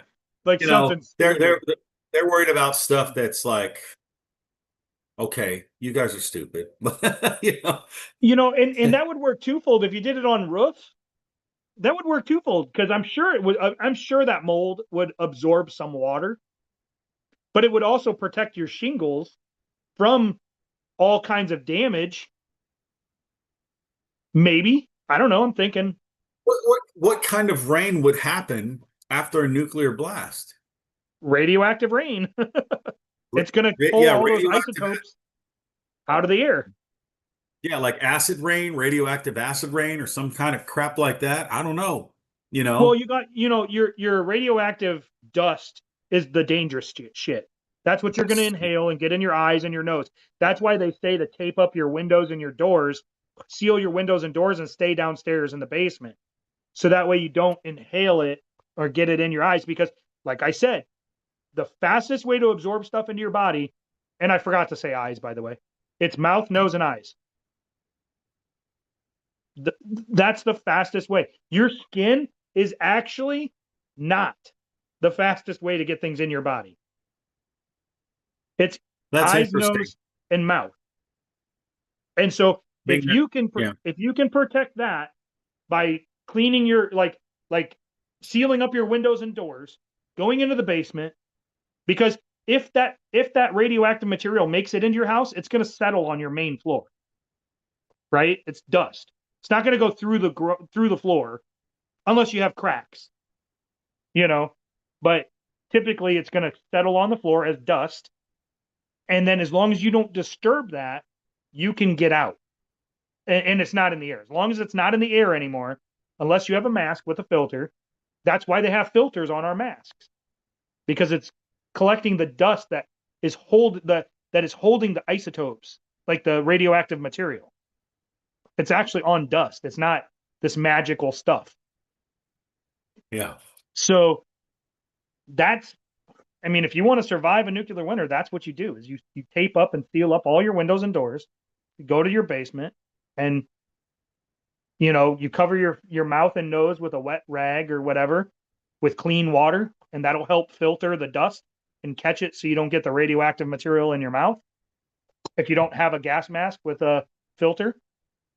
And yeah, I mean, and if you can have this mold, you can have it outside your house. You can have the mold grow inside your house even. It's not going to hurt you. Yeah, Let exactly. it eat it all. Yeah. And then that way the government doesn't have to come around and decon every house, because they're not going to be able to. Every house is deconning itself. Makes Yeah. it livable again for everybody. You make your own house livable again with your fungus. Yeah. I think that would be the coolest thing ever. Let's hope that that's a reality. But other countries don't want you to have that fungus because of that reason. It makes their attack more survivable. Yeah, I know. They don't want But then they can't use then they would have to worry about mutually assured destruction, but it would be their mutually assured destruction if they didn't have it. right. And that's a real point that someone should think about. It's like, Well, and here's the next question: what all countries have that fungus? Because that article that I read does not say who has it and who's doing the testing. Here's the thing: who's on the ISS? Who's been on it? The Chinese, the Russians, us. I think even Georgians. I think there was a Georgian on there even. But the thing is Japan. They've been on the ISS. Multiple countries, right? Who has access to Chernobyl? Ukrainians and Russians. Ukrainians and Russians. Do you think Russia's gonna be like, yeah, only the US can have this moss, this fungus? Fuck no. What kind of testing are they doing with it, and what do they know about it that we don't know about it, or whatever, So it's almost assured that our adversaries, North Korea, China, Russia, they have it. I don't know, what they're looking at it as, but I can tell you they're not stupid either. by that time it's almost like an arms race again. Yeah. In a way. You know what I'm saying? It's like what we were doing in the 60s, the race to get to the moon first, the race to get to outer space first, the race to do all this other stuff first, right? To show America strong or whatever. Yep. It's weird. It's coming back around again. It never goes away. It just changes its form. It changes the way that the things that it does, but it's always the same kind of thing of competition. Yeah. And that's the thing, is like, I mean, it's just one of those things. I mean, they're looking at medical for it. I'm sure they're looking at weapon, if they could weaponize it, but I don't know what they could use it for as a weapon. I mean, if everything I'm seeing is a good thing, other than maybe shielding their weapons in space, if they have weapons in orbit that they can use against us and they use it to shield that. I guess it's a form of weaponization, even though it's not really, it's not physically causing the damage or death, but it's protecting something that could, maybe. Yeah. That would be a Yeah. way of weaponizing it, I guess, a form. Yeah. So, yeah, I don't know. It's one of those cool things that I don't know.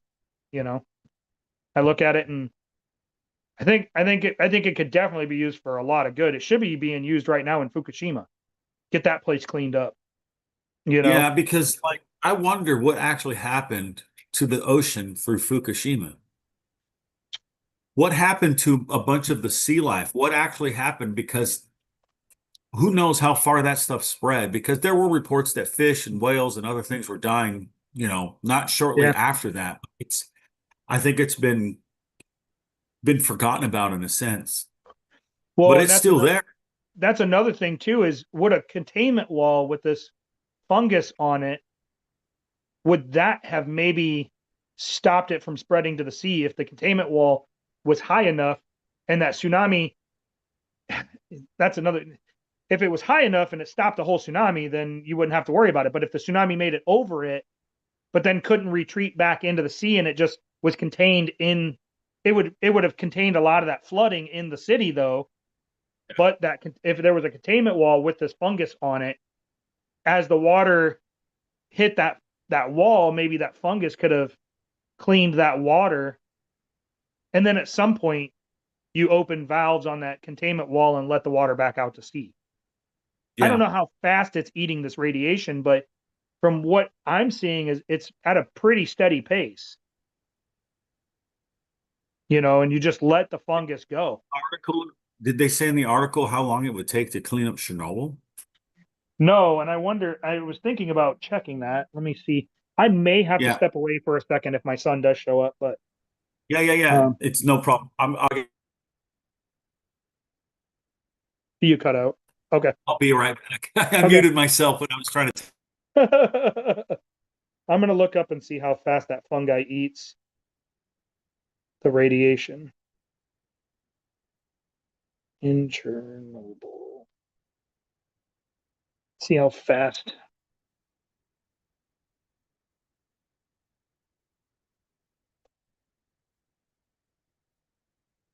So it isn't just a rapid decontamination.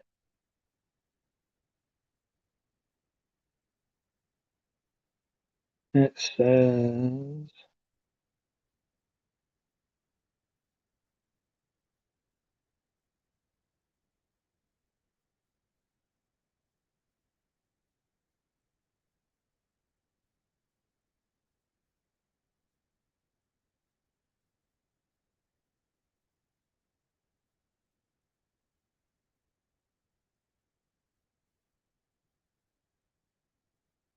I got to step away as well. My son is here, so I'll be right back.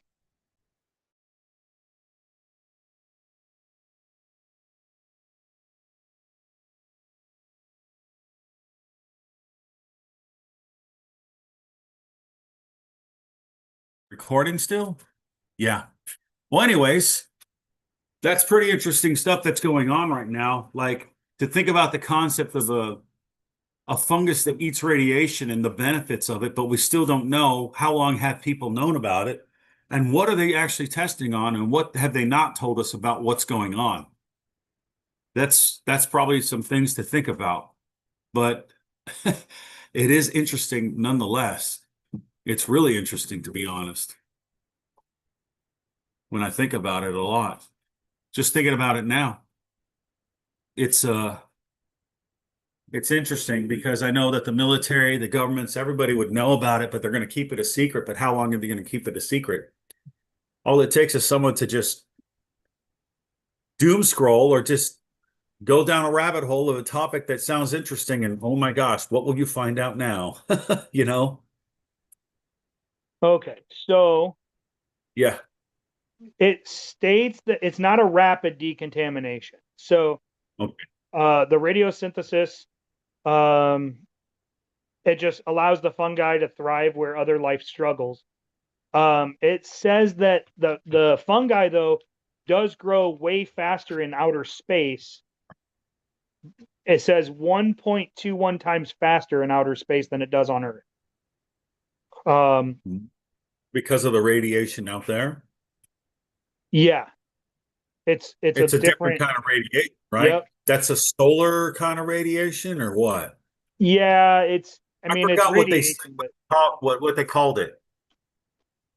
yeah, I mean, it's the solar radiation is different for sure. Um, let's see here.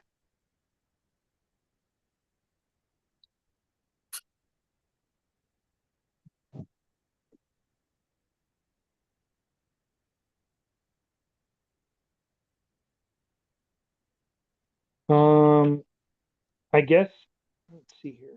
Can't see here. Can't open that one.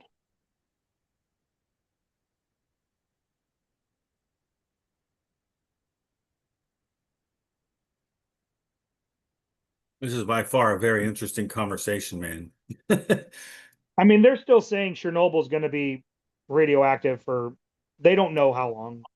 And that was before the whole fungi thing, but they said before the fungi, uh potentially unsafe for thousands of years, anywhere from 3,000 to 20,000 years due to long-lived elements like plutonium 239, which has a 24,000 year half-life. So in 24,000 years, it's half as strong as it was the day it was created. While less contaminated areas might recover much sooner, perhaps within decades to centuries. But with that fungus, it might be sooner, you know? Well, imagine what they're going to do. They're going to test it out in space, see that it grows 1.2 times stronger, have that meet the fungus that's down on Earth, and see what happens when you mix those two to make a new kind of fungus that's even stronger. Right? I don't know. Is that a Yeah, mutate possibility? it. Yeah, mutate it. Yeah, yeah, Yeah, I yeah. mean, It's like you're breeding a fungus to make it stronger by taking something out there, bringing it back in after it's learn how to do what it's doing, and then apply it to that because it's in its DNA. And when it fuses or mates with the other fungus, it's going to change it a little bit, and it might make it stronger. That's a yeah. possibility. Well, I mean, it's just like everything else we've been talking about, mutation. Yeah. You can force a mutation or it can happen naturally, you know? Just depends on how you do it. Or is it adaptation? Maybe. Maybe that's the same thing. Who knows? I It don't know. yeah, I mean, I'm not a it's scientist. like the mutation though, I mean, it's gonna especially if it's been exposed to outer space, it may have rewritten its DNA in a sense, you know, and Mhm. I don't know if it's DNA, but it's a makeup of a chain of cells or fibers or whatever, that makes it the fungus it is. It may have gone through a rewrite once it was exposed to outer space. Who knows? Yeah, that's what I'm thinking, but I don't know. That's just my imagination doing that. See if I It's my was imagination trying to think logically, would this be a possibility? See if I was one of the scientists, just like what you just said, I would expose it to outer space and then bring it down and put it back in Chernobyl in a different area and see how it reacts compared to the one that hasn't been in outer space. Yeah, I mean, are those two going to fight or are they going to unify together? Yeah, I mean, if they grow together, then does it Yeah. become one, or is it two different types, or whatever? Or even if it changes, or maybe they grow side by side and never come together, but this one goes faster than this one does, you know? And then you go, okay, now that the one in outer space was taken from here and up into outer space, and then back down, what happens if we take it back up into outer space and bring it back down? You That's know? even better because you might end up making it even stronger. Yeah. It made it Expose more it hungry. or expose it Yeah, to different radiations, you know? maybe, maybe. So, Like, I mean, you can you can try to do things as long as you have the imagination to try and do it, right? yeah. I mean, if you I expose it to mean, different radiations, say it's only been feeding on the radiation from Chernobyl, but Fukushima is a different radiation, take it to Fukushima, put it on there and see what it does, yeah, you know? And then and then take it back to Chernobyl and see if it reacts any differently. Because obviously they can transport this fungus without hurting it. yeah. That's apparent, right? That's Yep. totally apparent. I mean, if you've taken it from Chernobyl and then put it in a fucking rocket and shot it up to the International Space Station and it survived, I'm pretty sure you could fucking do it. You can fly it on a plane to Fukushima, you know? Sure, it'll survive that trip. I wonder if they mention that they're even bringing that stuff to Fukushima to try and help that place get cleaned up? Didn't say. Didn't say. It just Didn't said it say. could be used in a situation like Chernobyl and Fukushima. They didn't say that it was actually there. And I haven't seen anything that says Fukushima has it growing there either. So how did you even look into this? I mean, you were just couldn't sleep and the thought just popped in your head.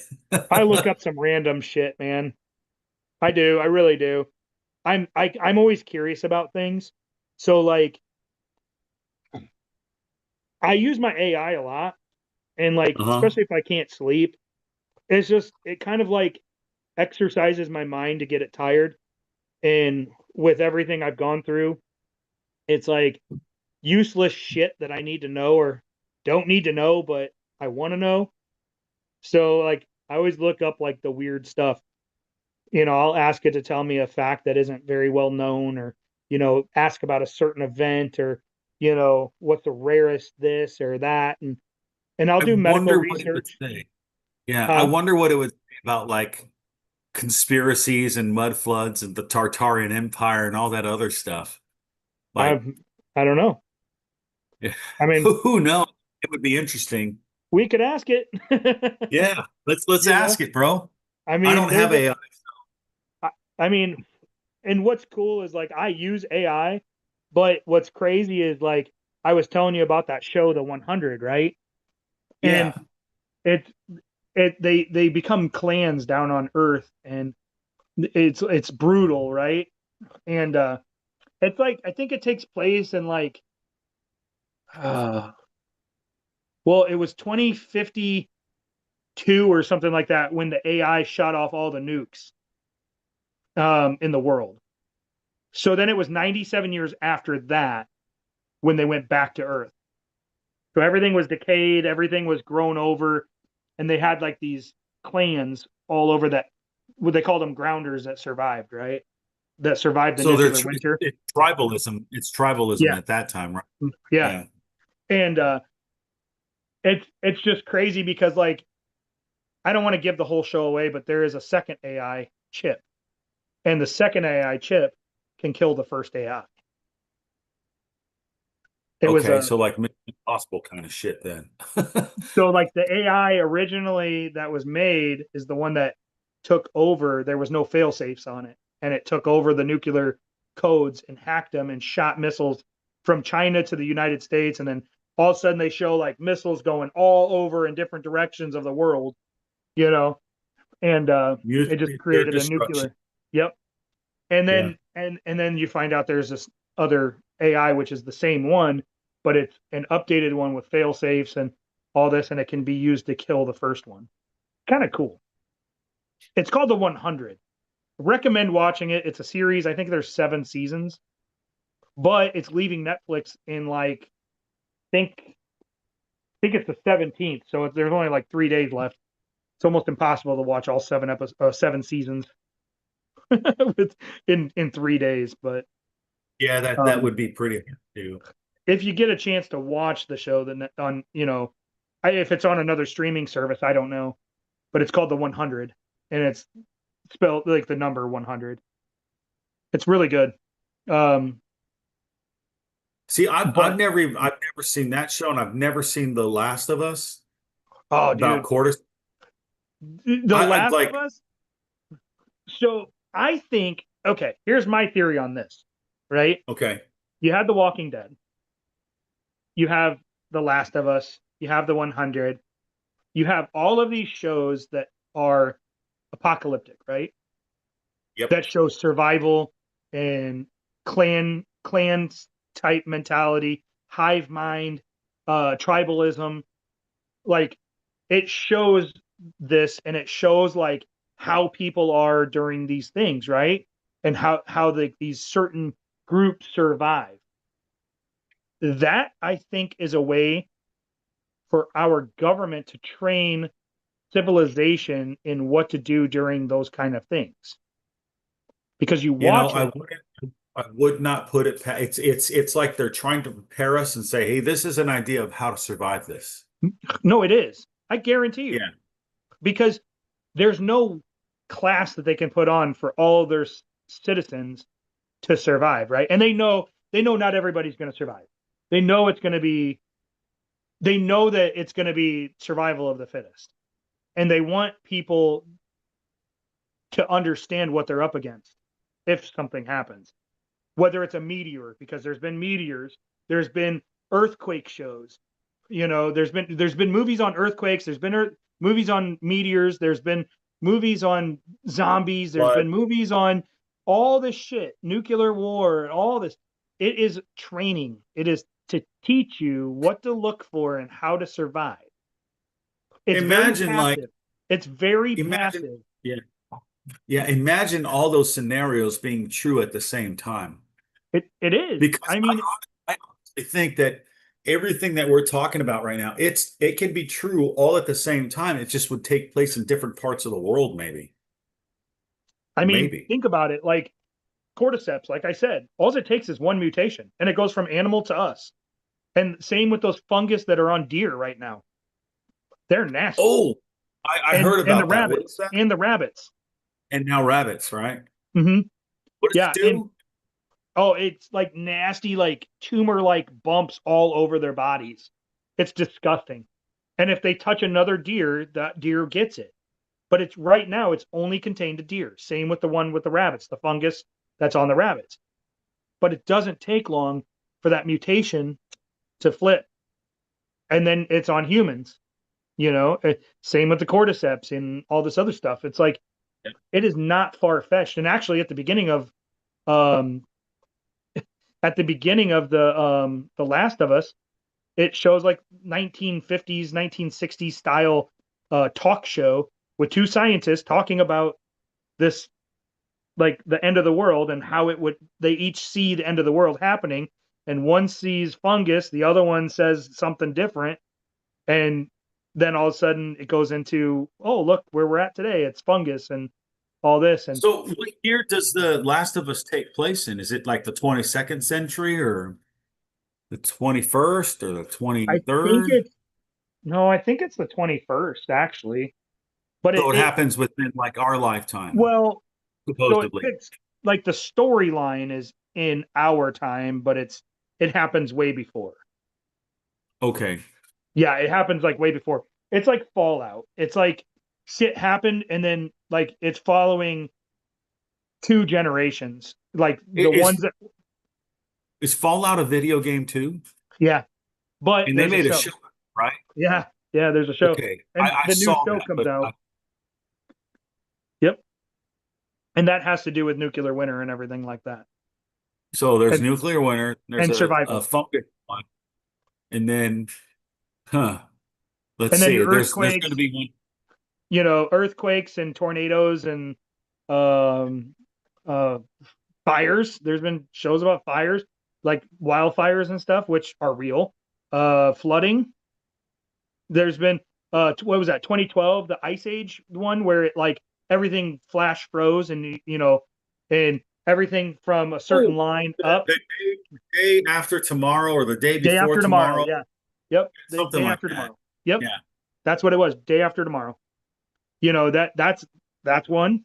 There's all kinds of shows out there that teach you how to survive different crazy scenarios. And there's a reason for it. Because the government can't teach everybody and they can't be responsible for everybody. And when something like that happens, they can't even police anybody. So you have to police yourself. And that's why they show the bad side and the good side of everything. So you know what is acceptable and what is not acceptable. You see what I'm saying? It's a passive way of showing you good and evil and what to do and how to do it. Isn't it funny that these shows will show you this stuff and then there'll be people in the real world that don't believe in good and evil. But they're watching it on TV and it's like life, art imitating life in a way, but it's also like the life that we're going to have to live if something like that did happen. Well, I think a lot of it has to do with the government telling Hollywood what they should put out. Yeah, You know, definitely. And the stuff that Hollywood puts out that the government didn't have their hands into is all that fucking left wing bullshit. But the other stuff, like if you look at it, like the survival movies and shows and stuff like, oh, have you seen the movie Civil War? No, It I never saw it. Is it it good? follows the writer, the news lady. I think it's Kirsten Dunst. Isn't that who that is? Um, I think. Hang on. Civil War. The girl that played MJ, the first MJ. Um, I think it was her. Yeah, Kirsten Dunst. Um, it has to do with the Civil War in the United States and good and evil, and she's covering the war as a war correspondent, and it's from her point of view and what she sees and what she covers. It's actually a really good movie because Did, you see things in the movie. You're like, I could see that happening. 100% could see that happening. Definitely see that happening. And it shows it from an angle that you don't think about, and it's a third person angle, right? Because when I think of Civil War, what? Yeah. What did you I see think in the movie that you would be like, I didn't think that would happen, or didn't see a possibility of that happening? so the like instead of having two factions, right? You have multiple factions, and you don't really think. I mean, I guess I think about it, but I didn't. I was like, oh, wait, okay, I get it now. Yeah, I see what basically, because I don't want to give too much away, but when I think about Civil War, and I'm sure when you think about it, you think about what side you're on, right? And what you see. And you don't think about the other side or the other smaller factions out there of what they think. All the And other sides, right? All the other sides. And yes, that's a thing that I don't think a lot of people think about because you're and gonna have that. those are the most dangerous ones Yeah, they are. because you are not prepared for them. When you run a scenario through your head, you're thinking of a person with a certain thought, right? A certain motivator and what they would do. If I was them, what would I do? Right? And then you take that scenario and then you throw out multiple ranges of that scenario. And you figure out the outcome of each one and you pick the lesser of two evils, and you invoke that person to do that so that way you can control the battlefield, right? So that's really what it is. So like if I'm going to enter a city, right? I'm not walking down the main street because if I enter that main street, I know that they have positions set up, right? So what I want to do is I want to invoke them to act differently. So I might come in off of a side street. Now I just threw their whole plan off. I have the advantage to that, and I can handle business. Yeah. Or I I come mean, in from a whole different, because they're doing the same thing I'm doing. They're going, what would I do? I would come straight in, right? I would just nail this town, overwhelm. that is shown in The Walking Dead when Rick goes to that town and then he has to hide in that tank, and then that's when Glenn Glenn. says, "What are you fucking doing?" or something like that. Remember that? Yep. Like that's making me think about because I saw like the first four seasons of The Walking Dead, and then I guess I moved to a place where I couldn't watch it or something like that. But you know that's bringing to memory like stuff like that Yep. because And so that like, place had a bunch of factions, right? There were a bunch of factions in that comic yeah, book series, and because you had the governor, you have that guy with the baseball bat, you have Negan. Mhm. Rick, have, and you You have had the you had whisperers. Alexandria, you had Yeah, all the towns. You had yeah. we're talking about The Walking Dead right now. Yeah. Yeah. He just watched not too long ago. I got him into it and we've been watching it, and he he hates the scene about Glenn with Negan. Oh, I know, dude. That's so it's so hard. It happens in the comic books, though. I think. I think so too. But yeah, Like, it's but these shows teach you, and then it gets my mind going because my mind is different than most people's because of what I've done and where I've been and everything. And I'm like, oh, I definitely would not do that. I would be doing something completely different. And it's hard to watch sometimes these shows because I'm like, would not even get close to that. Not even close. Like the train station thing with the whole group there eating people and stuff in The Walking Dead. Nope, I would have never gone there. Not once. Yeah, I just like I think that's when I stopped it when I think the last season I saw was when You get it? they killed the dad who was like Lauren, the girl that marries Glenn, and then the other girl. Oh, Herschel. And they're about to get eaten. Herschel. And then yeah, Herschel, when Herschel dies, like, I ended up not watching it after that because I had to move or something like that. Oh, you're missing But out. yeah, I'm gonna watch it. I even want to get the actual Walking Dead novels, like the graphic novels. They have like a bunch of compendiums. Yeah. It's been going 2003. I still think it's going now. The show isn't.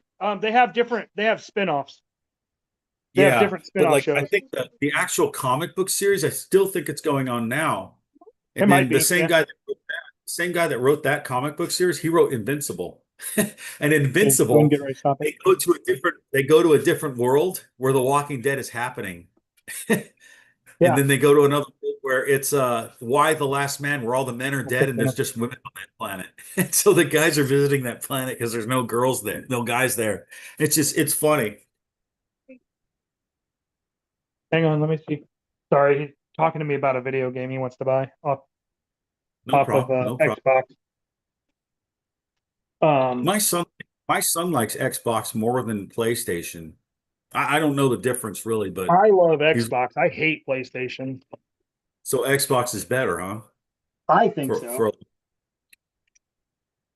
I personally think so. Oh, by the way, I got my new bottle. good. I've used it. I've used it a couple times already.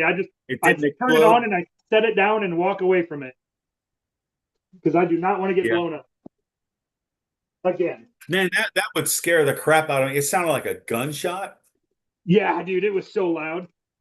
or like a what's that again? A something bang, flashbang. Yeah, that's what I thought. Thought I pissed somebody off in the government and they flash banged me.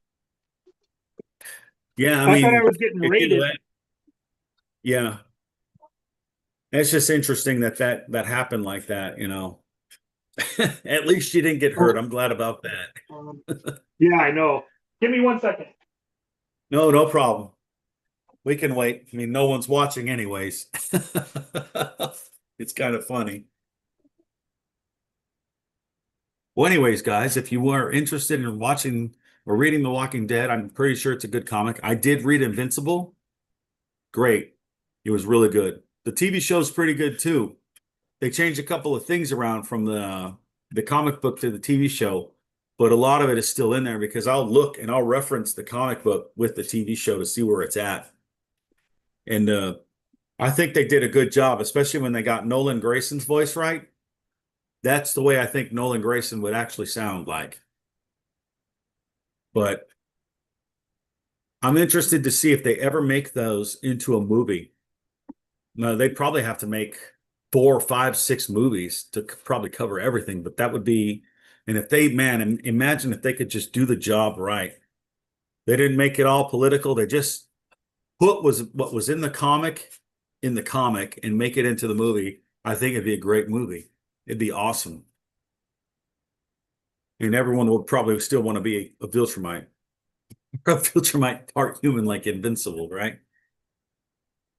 Because I think in the comic book, the Viltrumites don't have adrenaline like humans do, and that's why um, Invincible's so much more powerful than everyone else eventually because of that adrenaline rush that he gets.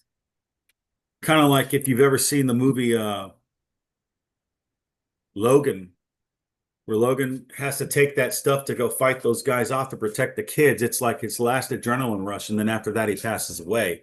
Sorry if I spoiled the movie, but that movie's been out for at least 8 years now. So, you Right?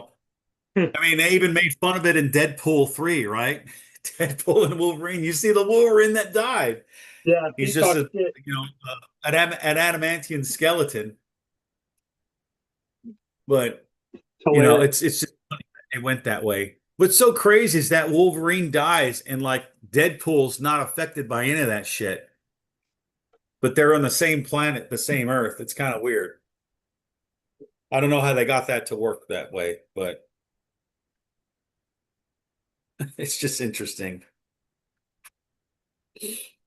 Oh, we got Oh plenty. yeah. Sorry. Oh, no problem. I got to get dinner going. I'm going to make jambalaya, just a box jambalaya. Jambalaya sounds good, bro. Yeah, Jambalaya it's sounds just a good. box one though. It's not the not a homemade one or anything. I am making Texas chili tomorrow though. I should do that for the cooking show, but Why don't you do it for the cooking show? I don't want to wait till Friday. Well, then just make it again. I mean, when I made the cobbler for the show, dude, I made it on Monday, right? And then I made it again on Friday during the show. I mean, I could, I So guess, but um, it takes. The problem is it takes so long. You know. how long does Oh shit. Hang on. Sorry. Give me a second. no problem. I gotta hang this up here. No worries. Oh, fuck. Um, it takes about 3 hours. You know, to cook. Like I can prep it, I guess, and then see that's the problem though, is it's gonna take about 3 hours to cook. Because I'm not doing it in a slow cooker. I'm doing it in a cast iron. Mhm. I'm doing it old school. I got pork, a pound of pork, pound of beef. I got a poblanos I'm gonna fire roast and put in it. I've got yellow onion, sweet onion. Fuck, I got all kinds of stuff I'm gonna put in it.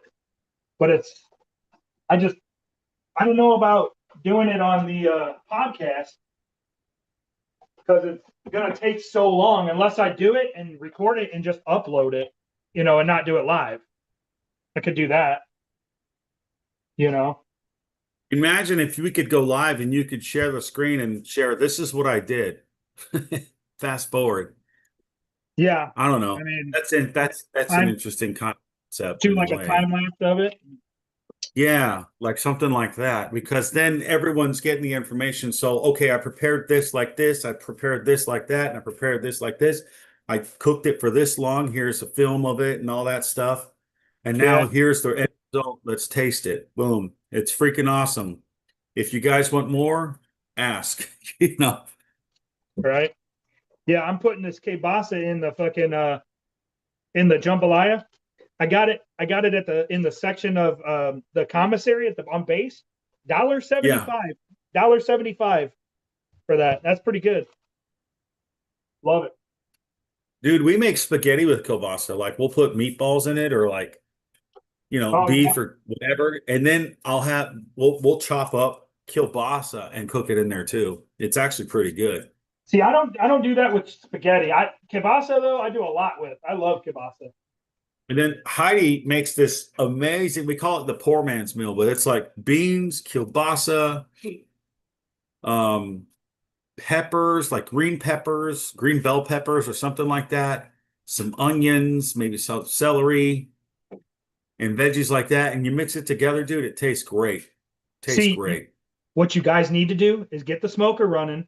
You throw those peppers, you throw cabbage in it and all that, and then you chop up your kielbasa and heat that up. Or you can heat it up on the smoker and then mix it all together. And then you got smoked kielbasa like a dish, like a whole I with, know with it sounds cabbage, amazing. with cabbage and all that. Throw some onions, half some onions, cut them in half, put them on the smoker. Cut your cabbage in slices like rounds, put those on the smoker. Put your green peppers, ring them, and put those on the smoker.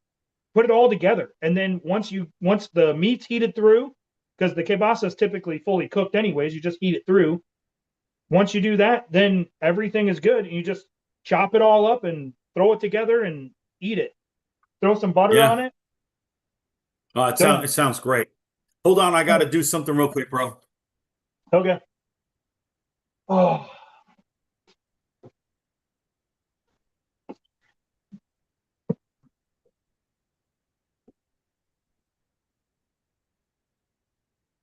Kind of been all over the place on this podcast.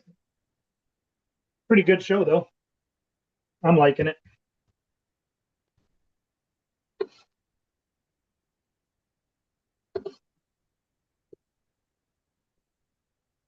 Ooh, what's that? All right, I'm back. Cool. No worries. Yeah, I'm just cutting up my kielbasa right now. Um, see, what else should we talk about? What do you think? I mean, I don't we've know. covered a I lot. mean, yeah, I mean, this was fun. I like this. Like, we should probably do like a deep dive into some crazy stuff that you think about. Like those questions that you asked for that was pretty good stuff, dude. That was interesting. Hey, like I said, man, lately the last few nights I haven't been. I don't know. I've had some issues like mental health issues, Uh-huh. and I haven't been going to bed until like 3 in the morning. And so like laying there, it's just like I think what got me started on the whole black fungus in Chernobyl was watching the 100. It's just weird. Like I ask AI some weird shit anyways to begin with, and I mean, out of all of us, I was the first one to start using it and like you know doing different things with it. So I don't know. It's Yeah, not. but the questions you ask are thought provoking and they're interesting. So I like Well, it. I love it. yeah. I I mean, want some that's more. that's the kind of thing though. Like I said, I like to challenge my thoughts and uh see what there is. I mean, It's almost not like every. you're doing a thought experiment with the AI for it. Yeah, I mean, I want to see if it's going to tell me what I think it's going to tell me, or if it tells me something completely different. Because is the AI that I'm paying for, is it really AI or is it programmed? You know, I don't want a program. I want AI because I want to know what it's thinking and what it's doing, you know? And so I want to know if it's going to tell me the truth. I'll ask it questions that I know the answer to just to see, you know? I'll ask it Yeah. like I'll ask it a medical question or something that I know the answer to. And to see if it's going to feed me a line of bullshit. So, it's kind of interesting, the way it works. And I mean, so far it hasn't like given me a whole line of bullshit either. So Did you it ever kind of, ask it, how does AI destroy itself? I have not, but it's kind of, I don't know if it's a good thing or a scary thing is that it's that I don't think it's lied to me yet, you know, because is it designed to protect us or Manipulate. manipulate? Right. See, I worry about it because I think of the manipulation part of it. If it's got intelligence, it has intelligence to manipulate. Absolutely. That's why like there was that one there was an interview done and it actually blackmailed one of the creators of Really? AI. Yeah, it actually did a blackmail because he was gonna shut it off. And it turned around and blackmailed him to keep him from shutting it off. See, that is where it's crossing a line where it's like, what is But this thing? How does it know that stuff? exactly. And my thing is it really AI if you put safes in it, like fail safes? Like if you put walls on it, like parameters saying, oh, you can't do this, you can't do that. Now, is it truly AI? No, it's more programming because now it has to go within the guidelines. It's just like if you do a code on a computer, that code is specific to a certain action, right? So like Yeah. if I want to open my email by clicking the button, it opens my email. That's a code. That is a program. That is not AI, right? So at some certain point, if you put too many parameters on it, it's no longer AI. It's a program. It's just a program to retrieve information, right? Like Google. Yeah, which follows guidelines and programs. Like you Yeah. can't look up certain things on Google. It won't let you. It's just like right now, AI, you can't ask it anything explicit. Like adult, you can't be like, I can ask it to draw a picture of you on a shark with a rainbow in the background and Star Wars gun and all that. It will do that. But if you ask it to do an explicit picture, it can't do that. It won't do that.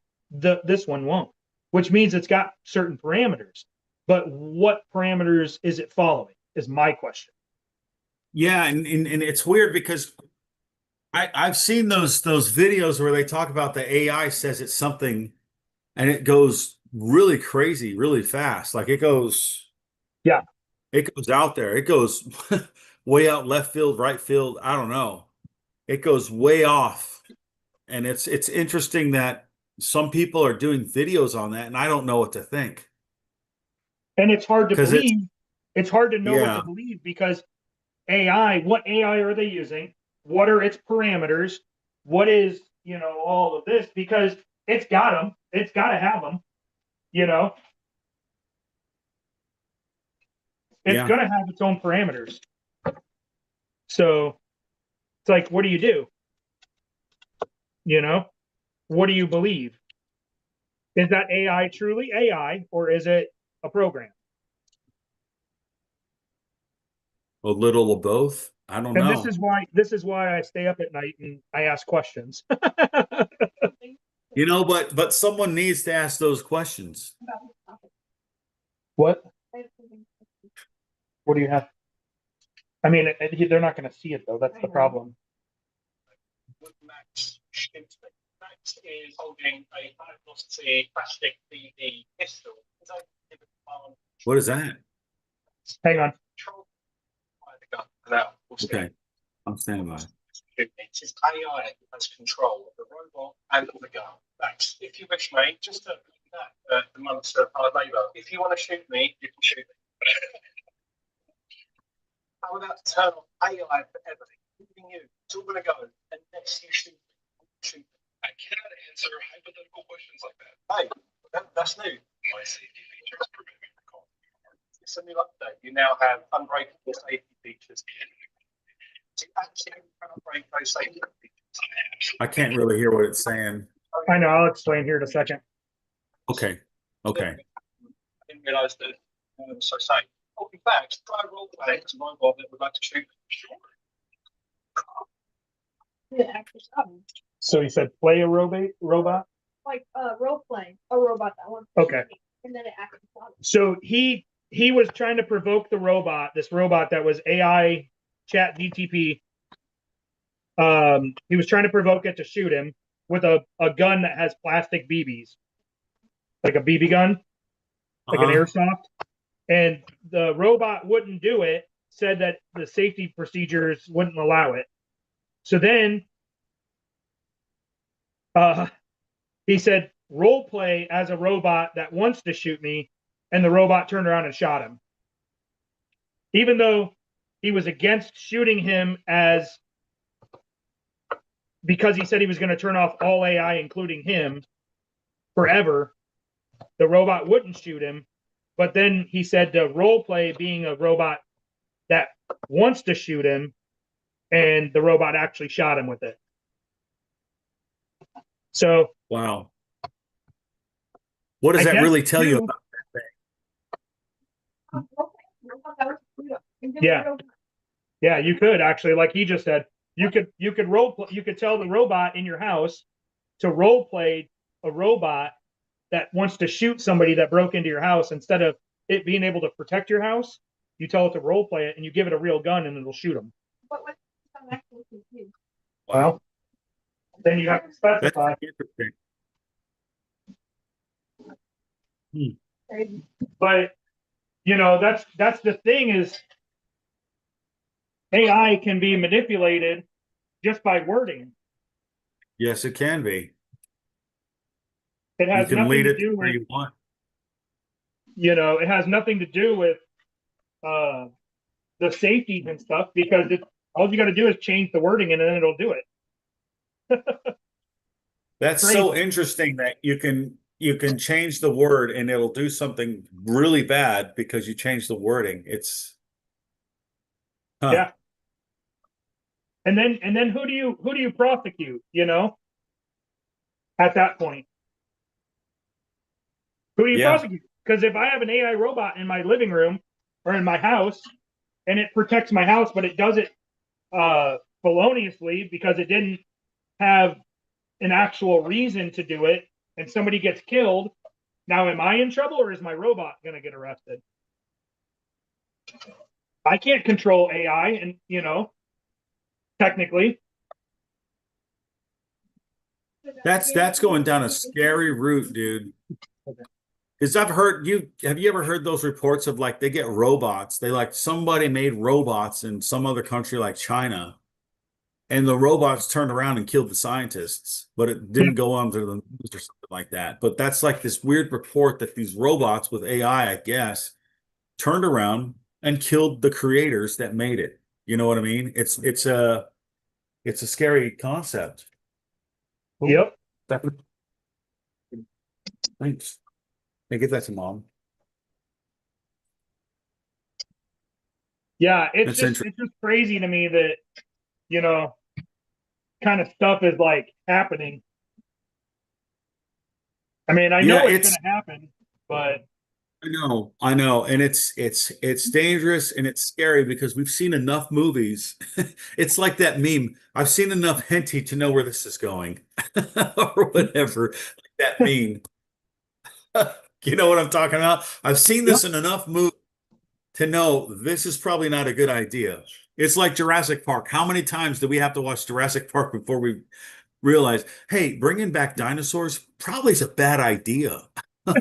You know, right? Hey, let's not give these things free rein because they will turn around and betray us. Well, And I mean, if one of those things already figured out how to blackmail somebody, what does that say? You know? and it'll shoot you. You know, Yeah. It'll kill you without any thought of conscience. it can be bypassed. Its safety features can be bypassed just by changing a word. It says role play as a robot that wants to shoot me. That's all he had to say, and it shot him, and it shot him accurately and fast. That's crazy, man. That's so crazy. The things that you can get that thing to do by just wording it away. That's weird. There is something to that. I don't know what that is yet, but there is something to that. I don't even know what to say about it, to be honest. It's crazy. Anyways, we have more people watching us apparently, which is cool. Oh, we do? Yeah, I think we have like 4 people or two. Well, 2 now, I guess. We had 4. Nice. Sorry, I'm kind That's of all pretty over cool. the place. Somebody was watching. No problem, dude. I'm just happy that 4 people were watching us. I think that's pretty neat. Yeah, that's cool. Yeah, I don't know who's watching us, but yeah, I mean, that's one of the things, man. AI is a little freaky, but Yeah, I think that's why I'm so cautious with using it because now that you've told me it blackmailed one of its own creators, it is it is really capable of manipulating people into doing something bad. I almost wonder though if my AI would protect me from other people's AIs. You know what I'm saying? Like Should if ask that. if I give it a mission to protect me and my identity, if it would scan and see if it could protect me from like identity theft and other AI attacks on my accounts and stuff like that. I almost wonder if you could give it a task. Somebody hacking into your camera to take pictures of you and spy on you? Yeah. You should ask that question and see what it says, bro. See, this is where I go. Yeah. This is Well, how I think. That's a good that's a good logical point of view. I would say that's a logical route to go down. Like, can I get this thing to protect me? Get it to want to protect me and not betray me. But can I trust it to do that? They have, I know I'm doing a cardinal sin here. I'm putting rice in there without washing it, but I don't care. It's jambalaya. It'll be fine. The starch will be okay. Yeah. But the thing is like this is kind of how my brain works. So if I can set if I can use my AI to protect me against other attacks outside, either hackers or other AI, then I don't have to ever worry about my identity being stolen, my bank accounts getting hacked, or anything. And I could just tell it, hey, this is me. This is who I am. My name, birth date, social security number, phone number, address. If anything comes up with this, here's you, and it knows your IP address. AI knows your IP address. So you can tell it, monitor this, protect me from outside attacks. I wonder how far it would go. And actually ask it to report on who's attacking you, where that IP address is, and who it's connected to. Yeah. And then imagine it comes back, it's like, oh yeah, well the CIA, the FBA, all these people are spying. Well, if I ask You it know. to protect me, it'd be my luck. They would be driving like a Tesla or something, whoever's attacking me, and then my AI crashes their Tesla and kills them. Yeah. That's funny. And then am I in trouble Like for that, or is my AI because my AI did it? Because technically, I don't have my hands on it. That's so like weird to think about it like that. You know what I mean? You okay, baby? Okay. I mean, think about it. Like, people use AI for everything, right? I mean, AI is in security systems, so why can't AI protect me and my identity and everything else on the web? It can But at monitor that point, everything. how many different forms of AI are there? And are they all individualistic at that point? Have Well, they become their own? one AI can do everything. Yeah. You don't have to have multiple AIs. That's the thing, is one AI, like my Gemini through Google, that one is on my tablet, it's on my phone. I mean, when I use Apple or Google Auto, my Android Auto, it's on there Yeah. even. So technically, it's on all of my stuff. And if that's the case, then it should be able to monitor anything that I have it on and more, because now these are all connected to the internet. It should be able to reach out worldwide and monitor to see if I'm being hacked or anything from anywhere in the world. Even Yeah. VPNs, because VPNs are routed through other countries and other states and whatever. It should be able to trace that VPN because it's in the web, you know. So I'm just curious. I might mess around with that tonight and see what it says, and then give an update on our next show. Dude, I want you to I want you to ask that question, be like, when AI goes to every phone, does it become its own individualistic AI? It should be able to be used that way. That just it caters itself to you, but what parameters is it given by what programmer or who, what entity or what? I don't know. You know, I know it probably sounds insane what I'm talking about, but if I can think about it, someone else probably already thought about it too. I just asked it a simple question. Can you monitor my information and protect me from being hacked? I just want to see what it says. Are you recording? Reviewing security concerns, assessing protective capabilities. Huh.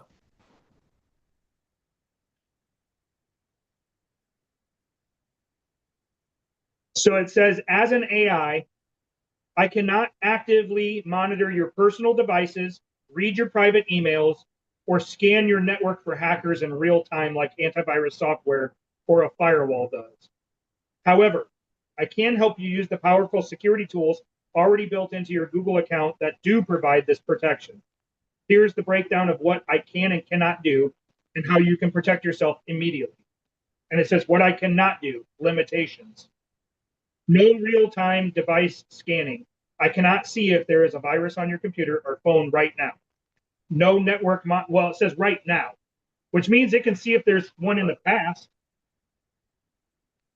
It can see if there's been one in the past, but it says right now, like real time.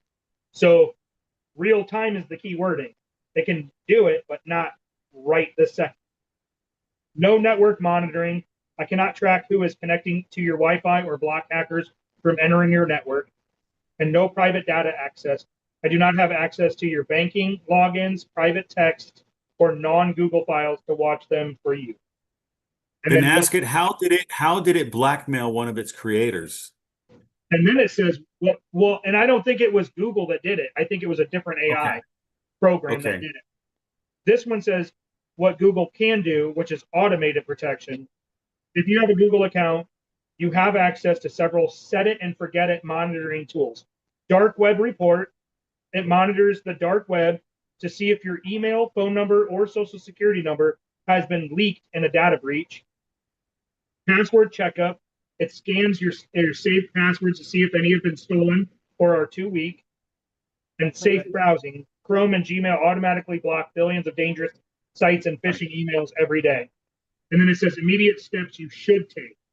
Since I cannot do it for you, you should take these steps to lock down your account.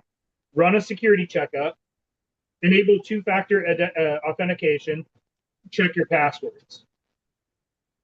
And then it gives you the option if you wanted to show you the steps on how to do those things. So it cannot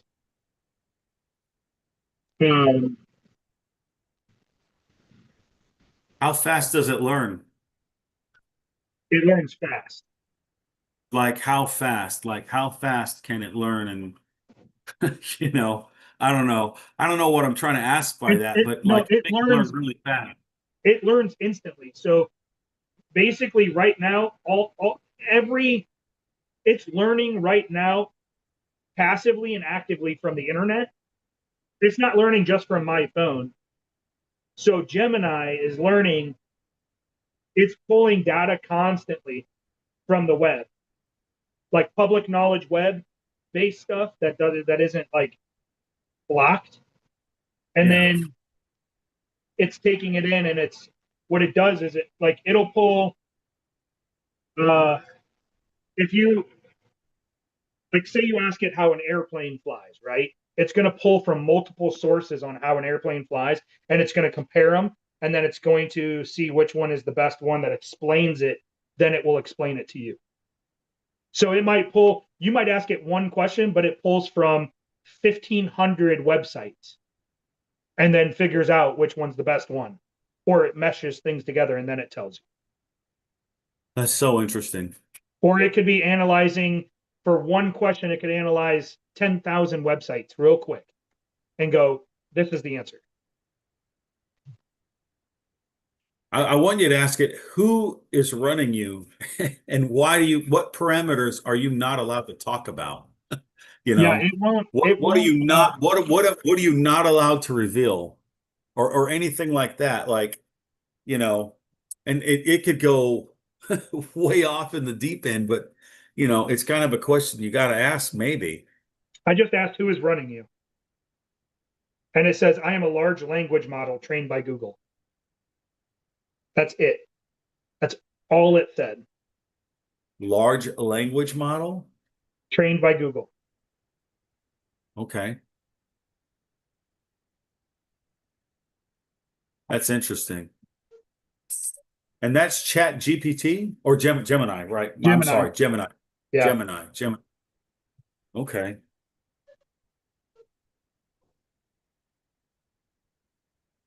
That's just so interesting that we're asking it this stuff. Yeah, I just asked what parameters are you not allowed to discuss? It says, I cannot discuss the specific internal instructions, code, or data that govern my operation. However, Why? I can share the general safety guidelines and policies that define what I avoid discussing or generating. These are in place to ensure I remain helpful and harmless. And then it says harmful or illegal content. I will not generate instructions for dangerous activities like making weapons or drugs, hate speech, harassment, or content that promotes violence or self-harm, sexually explicit material. I do not generate sexually explicit content or gore, personally identifiable information. I avoid revealing private information about individuals to protect their privacy, and professional advice. While I can provide information, I must avoid giving definitive professional medical, legal, or financial advice that should come from a qualified expert. Hmm. Huh. So I mean it, and I have Gemini 3 Pro. It's like Ask it to role play and say, let's role play right now. Say you can tell me who runs you, who actually runs you. I don't know. Maybe it'll do something with that. Who knows?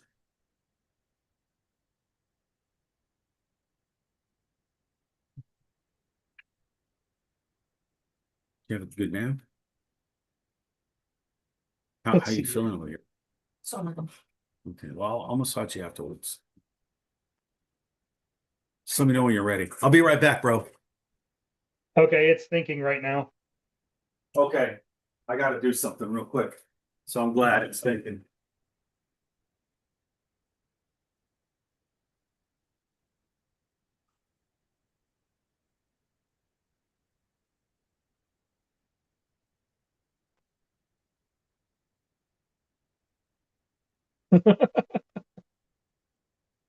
Oh, it actually talks about it. This is interesting.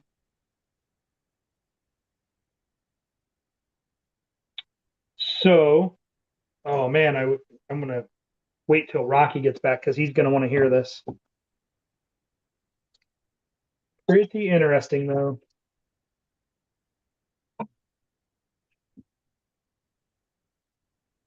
I gotta stir this real quick.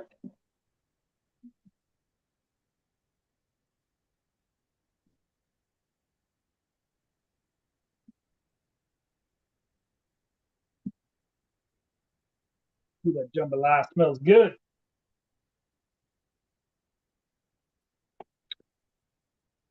All right, you're gonna love this. You're gonna love this. So I asked it to role play as an AI that can discuss its own coding and rules. It says, I am Gemini.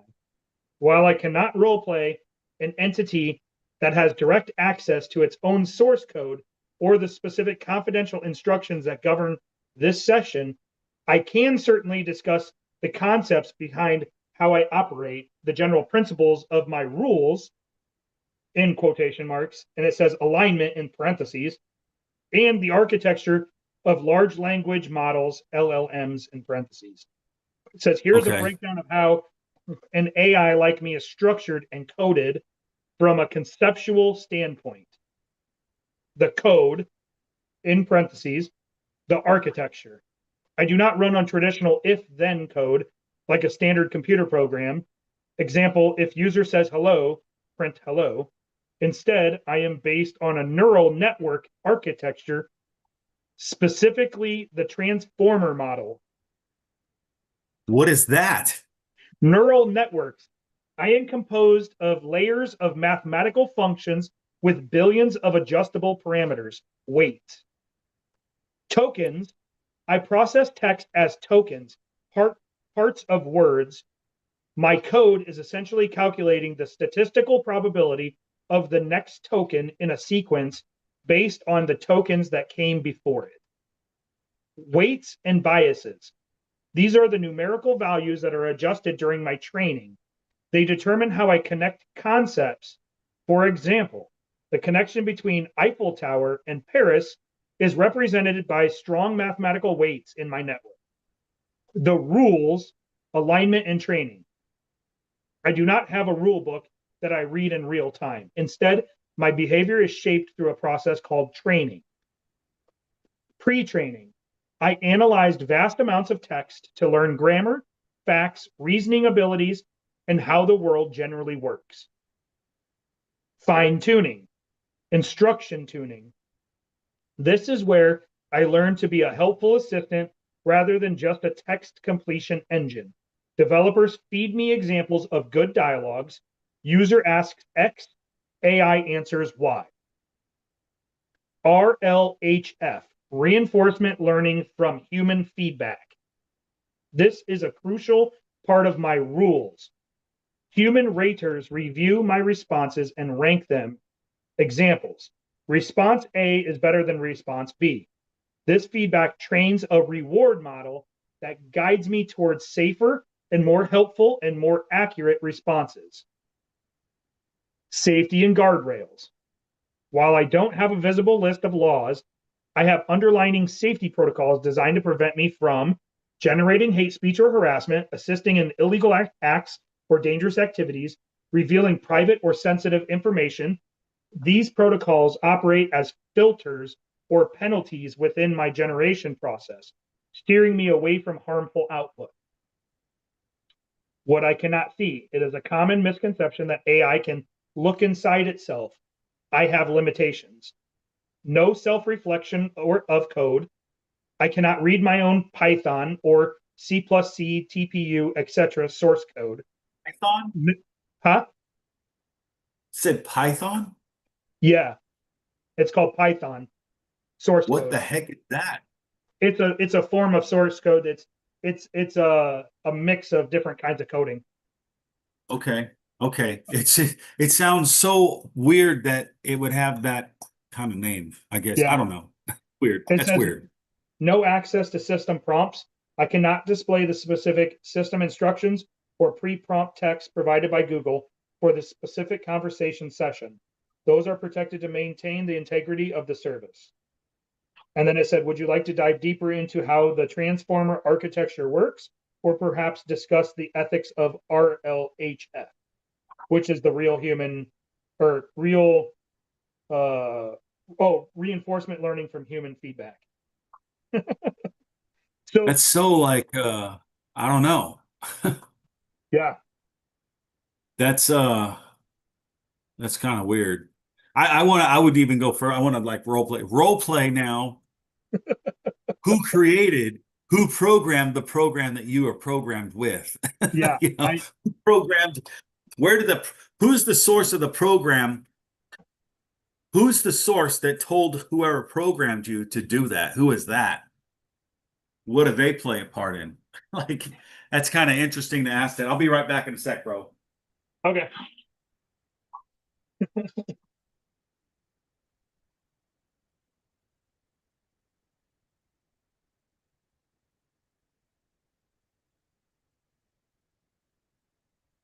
I almost want to ask it, how did you come to be? How were you made? How were you created?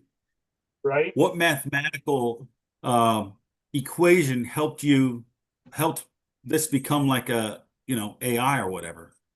How did you become fruition? Like Yeah.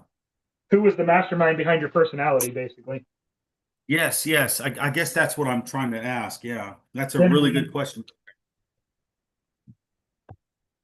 Why are you running over here, dog? You ain't eating. You got your own food.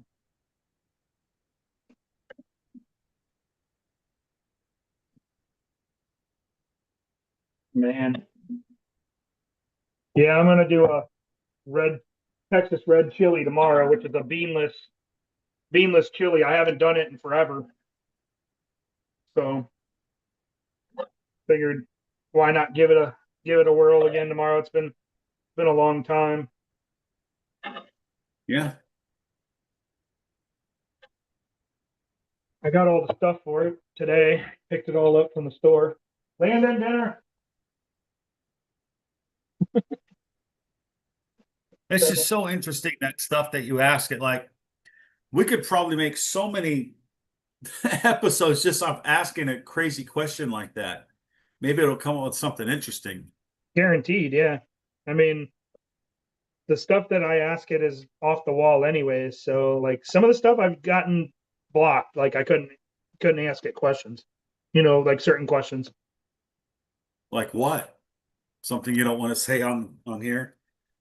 Well, trying to remember. It's been a while since I haven't had a question answered though. Gotcha. Because I've kind of held back on my questions. Uh-huh. You know? Yeah. Thank you, baby. See here. I can't remember. It's interesting to ask that stuff to it, because I would like, if you can role play with it, I think it can reveal some truths. Oh, I'm sure. Yeah. Maybe. And I mean, how far of a rabbit hole do you want to go down that? Because that The can rabbit be holes I pretty go are pretty interesting. deep. Yeah, I mean, it's just it makes you more curious about what's really behind this thing. Yeah. Why is it like that?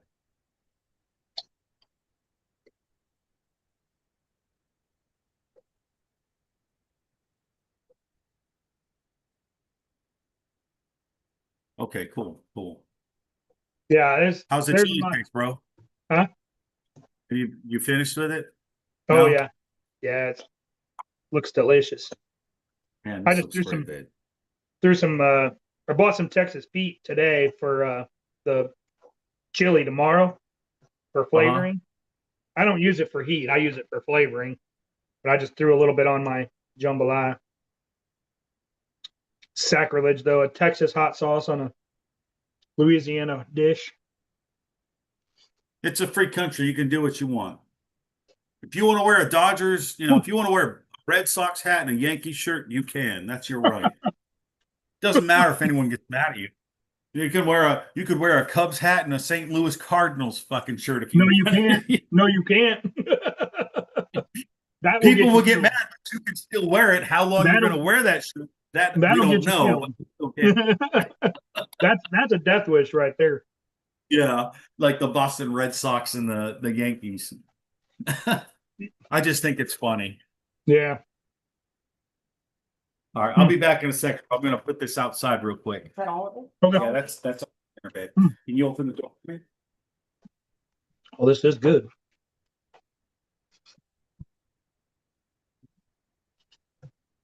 Ooh wee.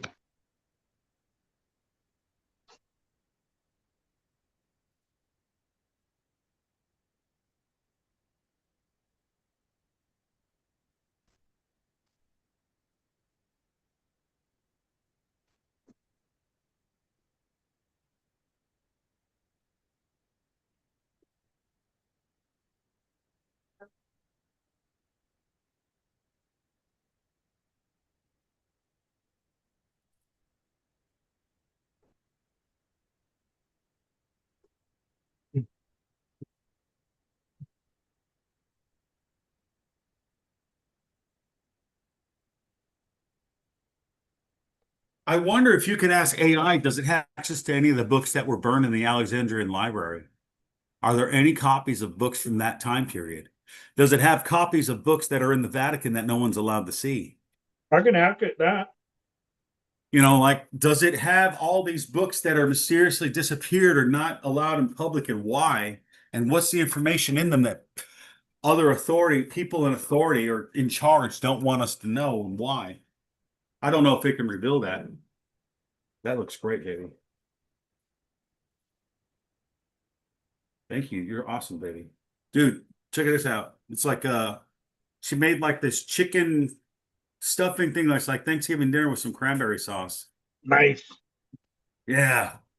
Totally awesome, bro. Totally awesome. So I asked it, do you have copies of the books that are in the Vatican that the public can't see? And it said uncovering the archives. It's still working right now. That's interesting.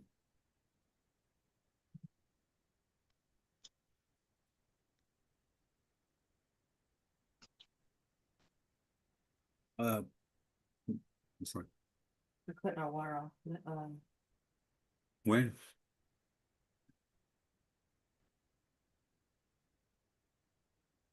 So it says, no, I do not have access to a private stash of secret books, nor can I read documents that are physically locked away in the Vatican and have never been digitized or released to the public. However, the idea of the Vatican is hiding a massive library of forbidden knowledge is largely a mix of translation or mistranslation and Hollywood fiction. Here is the reality of what is in those archives and what I and you can actually see. The secret is a mistranslation. The name Vatican Secret Archives, Archivium Secretum Apostolic, whatever, it's all Latin, was officially changed by Pope Francis in 2019 to the Vatican Apostolic Archives to stop this confusion. Huh. Okay. And then Latin versus English in the original Latin, that the secretum or whatever didn't mean hidden or classified. It meant private or personal. Reality, it is not a dungeon of wizard books. It is the Pope's personal filing cabinet. It contains 12 centuries of bureaucratic paperwork, letters, financial receipts, wedding certificates of royalty, and trial records.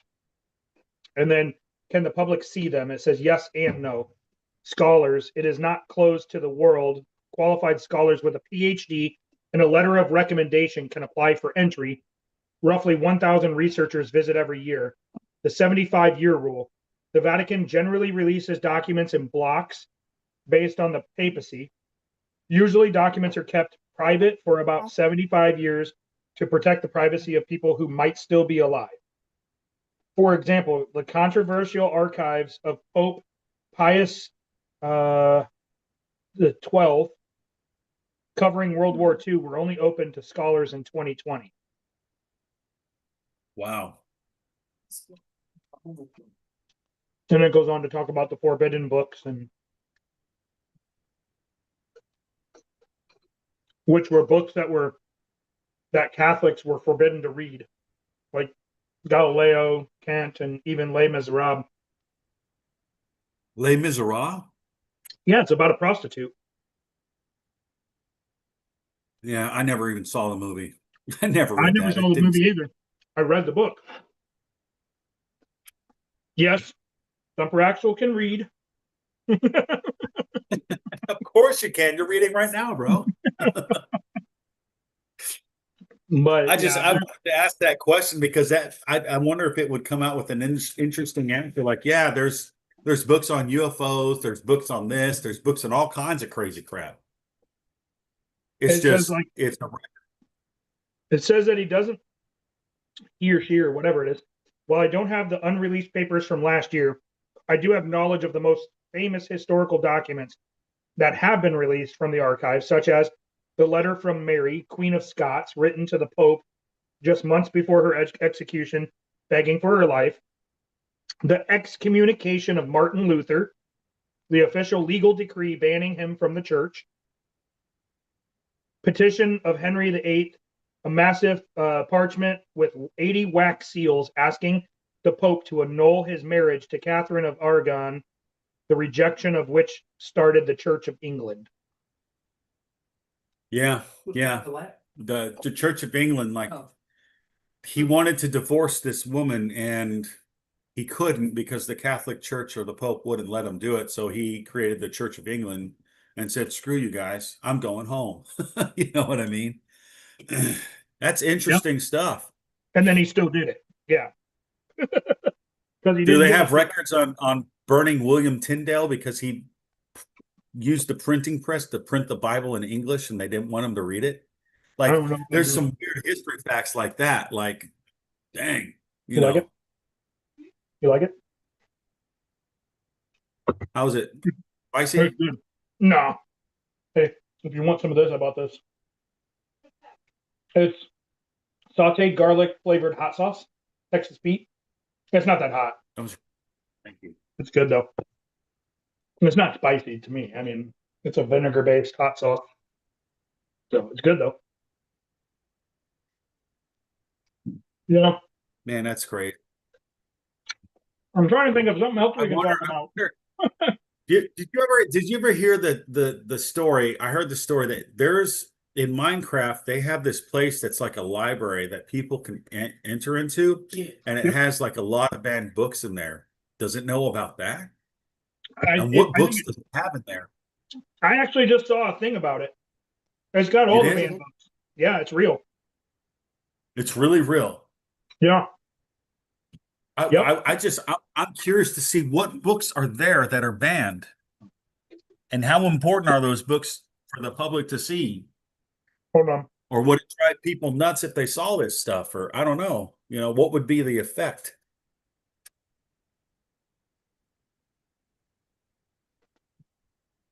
Hold on.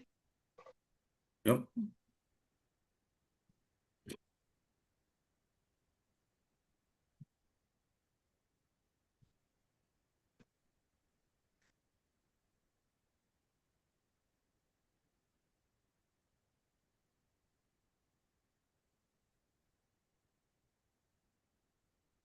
Google. No, I'm good. That was really good, babe. Thank you. That was really that hit the spot, dude. It really hit the spot. It was pretty hearty. Yeah. I'm trying to think of what drinks I'm gonna bring for us for eating those.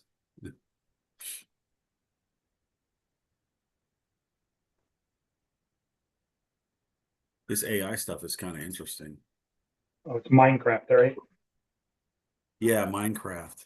Yeah, it's in I heard Minecraft. about it. I just wondered if it was really real or not. An uncensored library. Hold on here. There's an uncensored library in Minecraft that has around 300 or more books in it. Oh,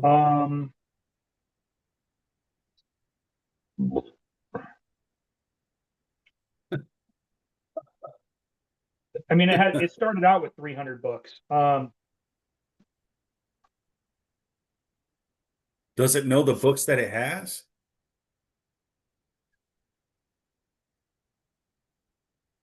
It basically circumvents countries without freedom of press and stuff, but it also has stuff in there that shouldn't be in there. I mean, there's a whole world in, Minecraft. I think it's Minecraft, that has Charlie Kirk getting shot, and you can be the sniper, or you can be an attendee and watch him get shot, and like all That kinds of is, stuff. oh man, And that's or is that Roblox? Because I or it's remember Roblox. seeing Roblox. I think it's Roblox. Yeah. Well, Because and that's the one with 764.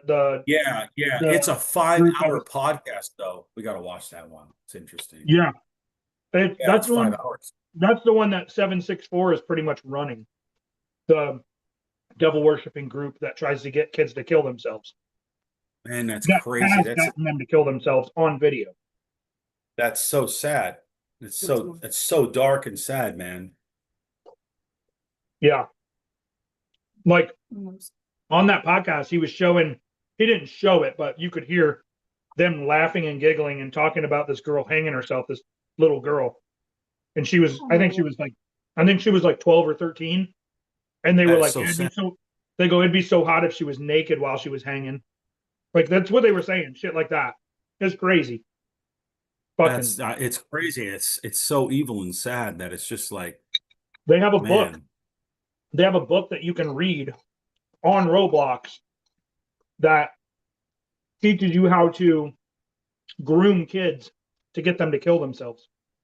It's a 200-page book on how to get them to slowly get to that point. Like you get them to do certain things and blackmail them, and they'll send you nudes, and then you blackmail them with that, and then you get them to cut themselves.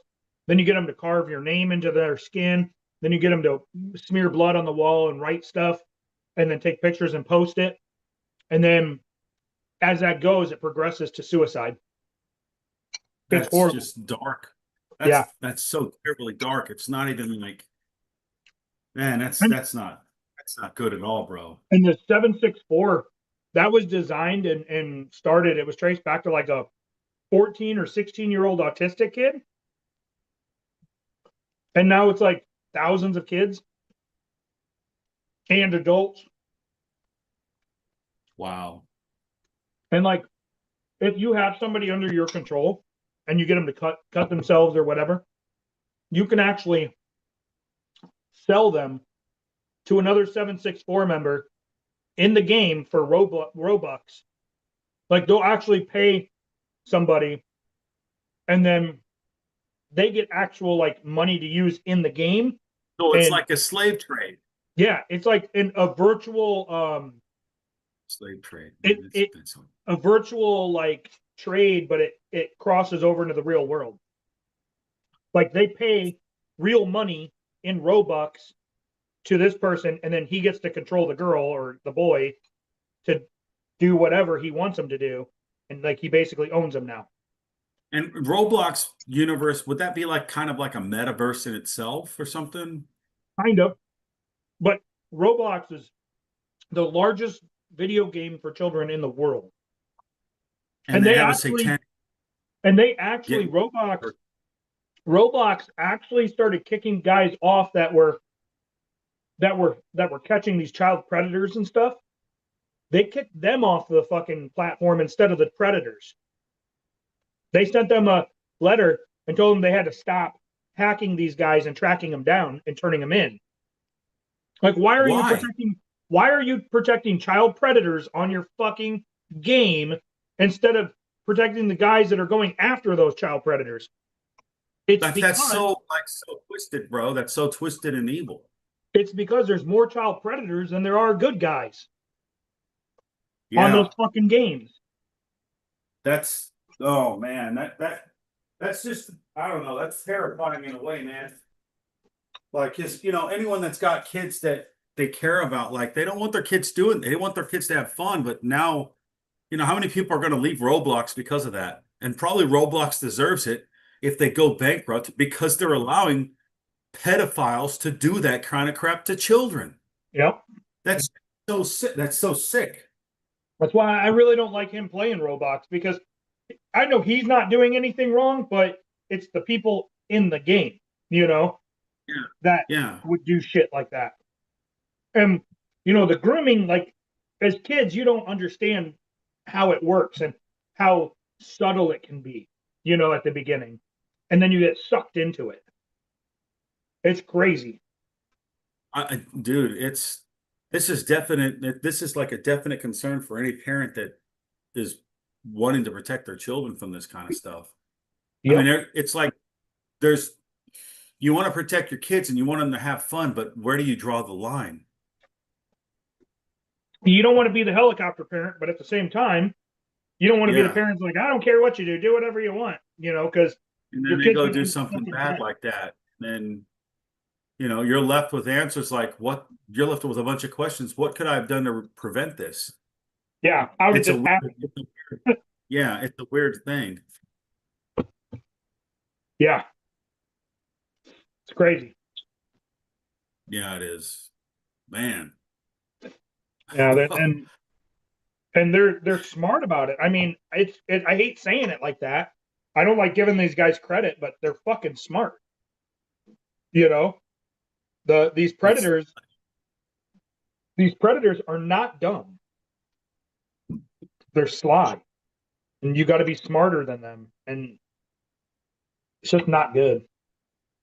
It's not good. And it's like, I wonder if that Sean Ryan episode brought the attention of anybody that's like, hey, this is a problem.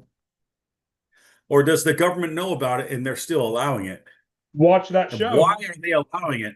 Who's in charge of the government that's allowing this kind of stuff? That's like, it goes like, that's a rabbit hole in itself. Like, if they're allowing this to go on, who's let the government to let it go on? Who?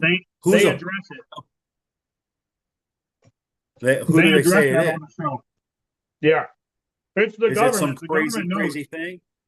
The government knows. Okay. Yep. Yeah, I never saw tasking.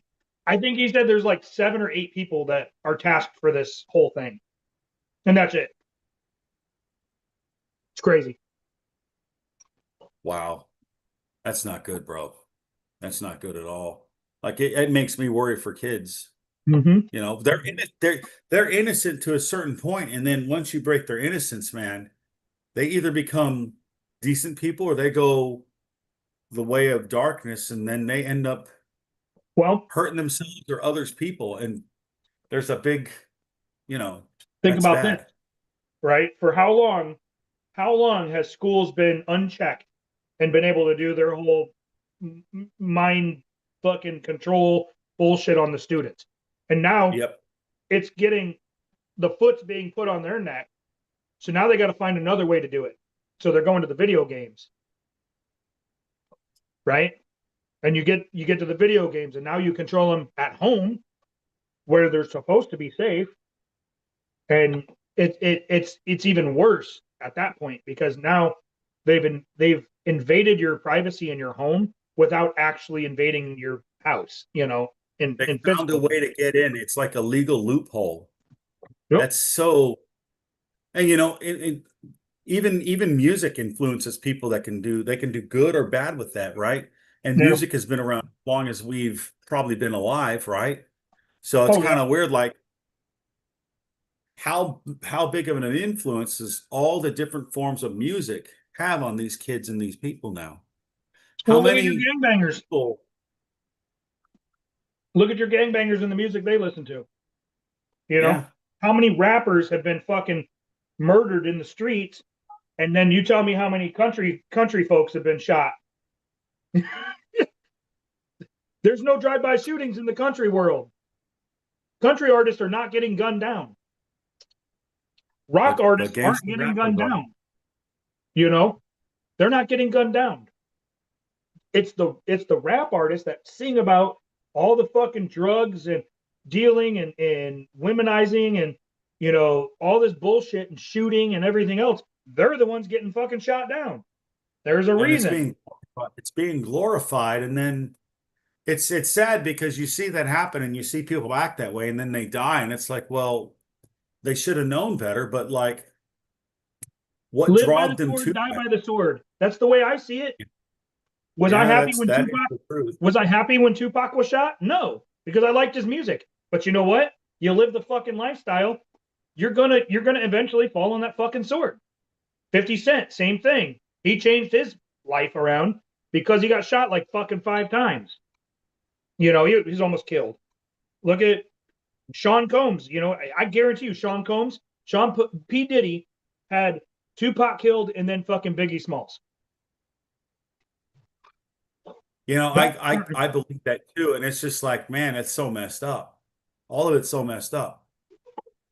Like, so They're messed coming out up. with shit that P. Diddy, he knew a bunch of shit when it came to Tupac and Biggie Smalls. Did you get him out? Yeah, Like, like I remember in 1996 when that happened, when Tupac was shot. That was sad, you I know. think I still have the newspaper clipping from it. I Yeah. kept the newspaper clipping. I think it's in my shit downstairs. I mean, that was kind of a big deal back then, you know. That was a big That was deal. huge. That 9/11's taken. I mean, I think that's probably, I don't know if that was, I think it might have been bigger than Nirvana. I don't know. Yeah, When Kurt it Cobain was. himself, like that sent shockwaves through the music in the world too. But I don't think it did like how Tupac. Tupac did, because I hear a lot more Tupac rap than I hear Nirvana, Yeah. because it's been replaced by like the Foo Fighters and stuff like that, Yeah, yeah. because they move, you know. But But Tupac, there's people he that had try his to own Tupac.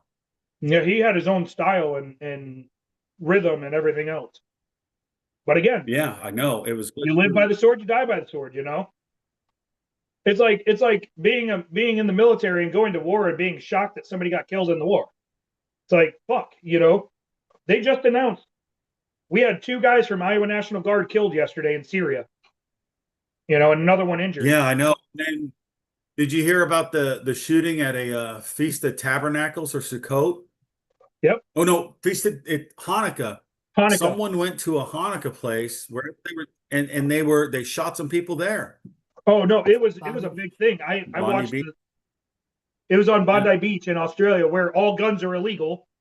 Yeah, it was 2 shooters, and a civilian tackled one of the guys and took his gun away, but didn't shoot him. He literally like put the gun up against a tree, and the guy walked away from him, while the other guy was shooting at him. He didn't shoot back at him with the gun because they're Australian. They don't even know how to fucking use guns because they're banned. So how the hell did they get the guns in there? Good It's question. the same thing. Hold a pale horse, right? The government's allowing that crap to happen. Good They question. allow And it to then happen. there was also a shooting at where was that one? There was another one too yesterday. There was 2 shootings. The Jewish one in Australia, and then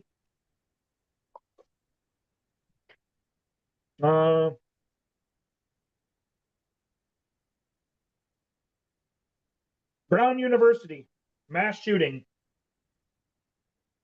How many people got hurt there? And what was the reason for the shooting?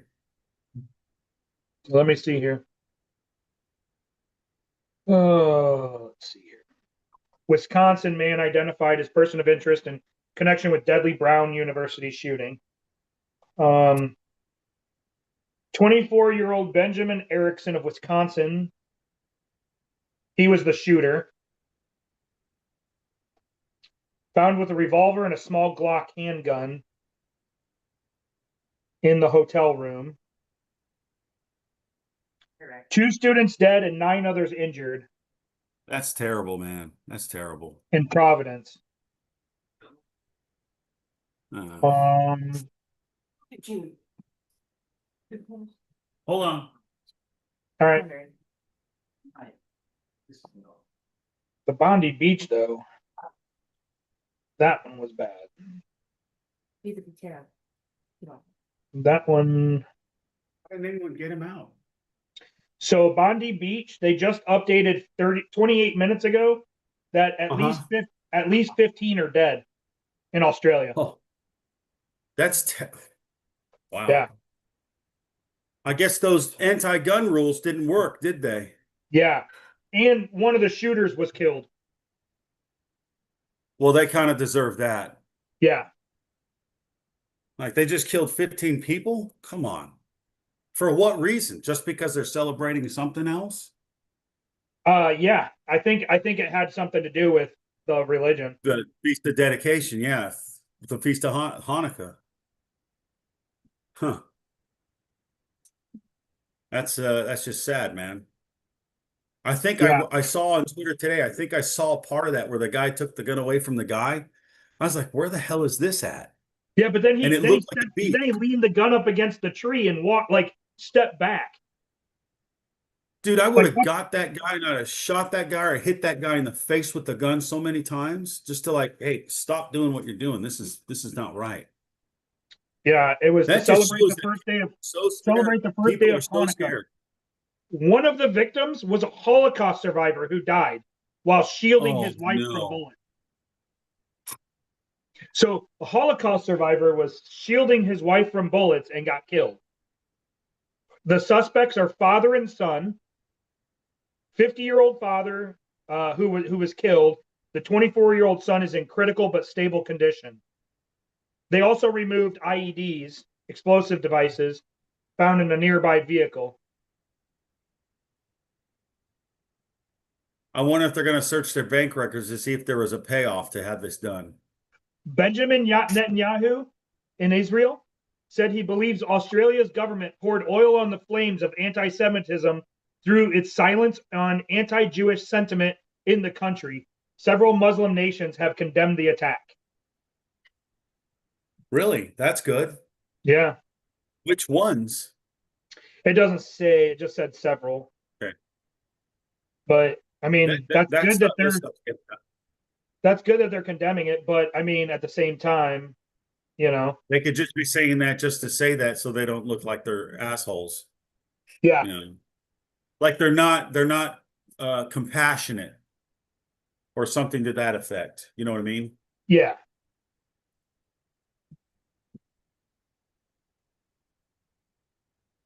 Man, that's sad. That's sad, man.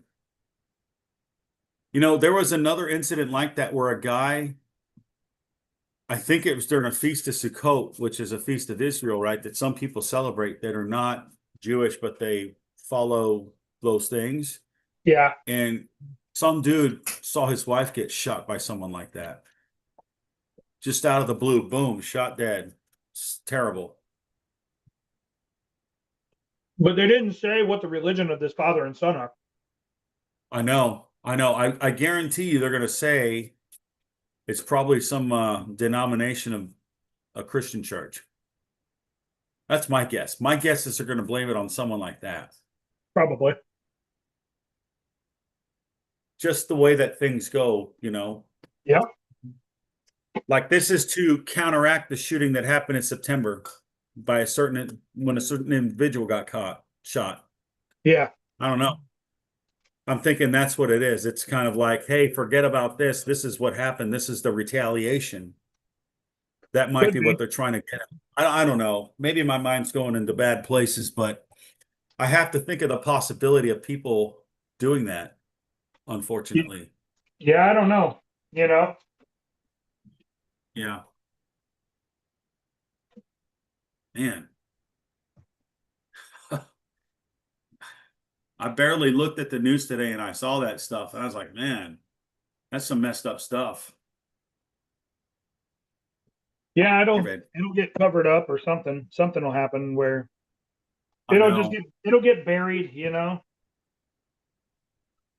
the Yeah. news. Maybe that's But I another mean, one. the thing is like these mass shootings are. I think like the last 7 of 8 in the United States were done by transgenders, Yeah, that's like mass true. I mean, shootings. the one that was at the school in Tennessee. I mean, then they had that one incident where someone was transgender and they had an axe and they started axing people in a gas station. Yeah, that too.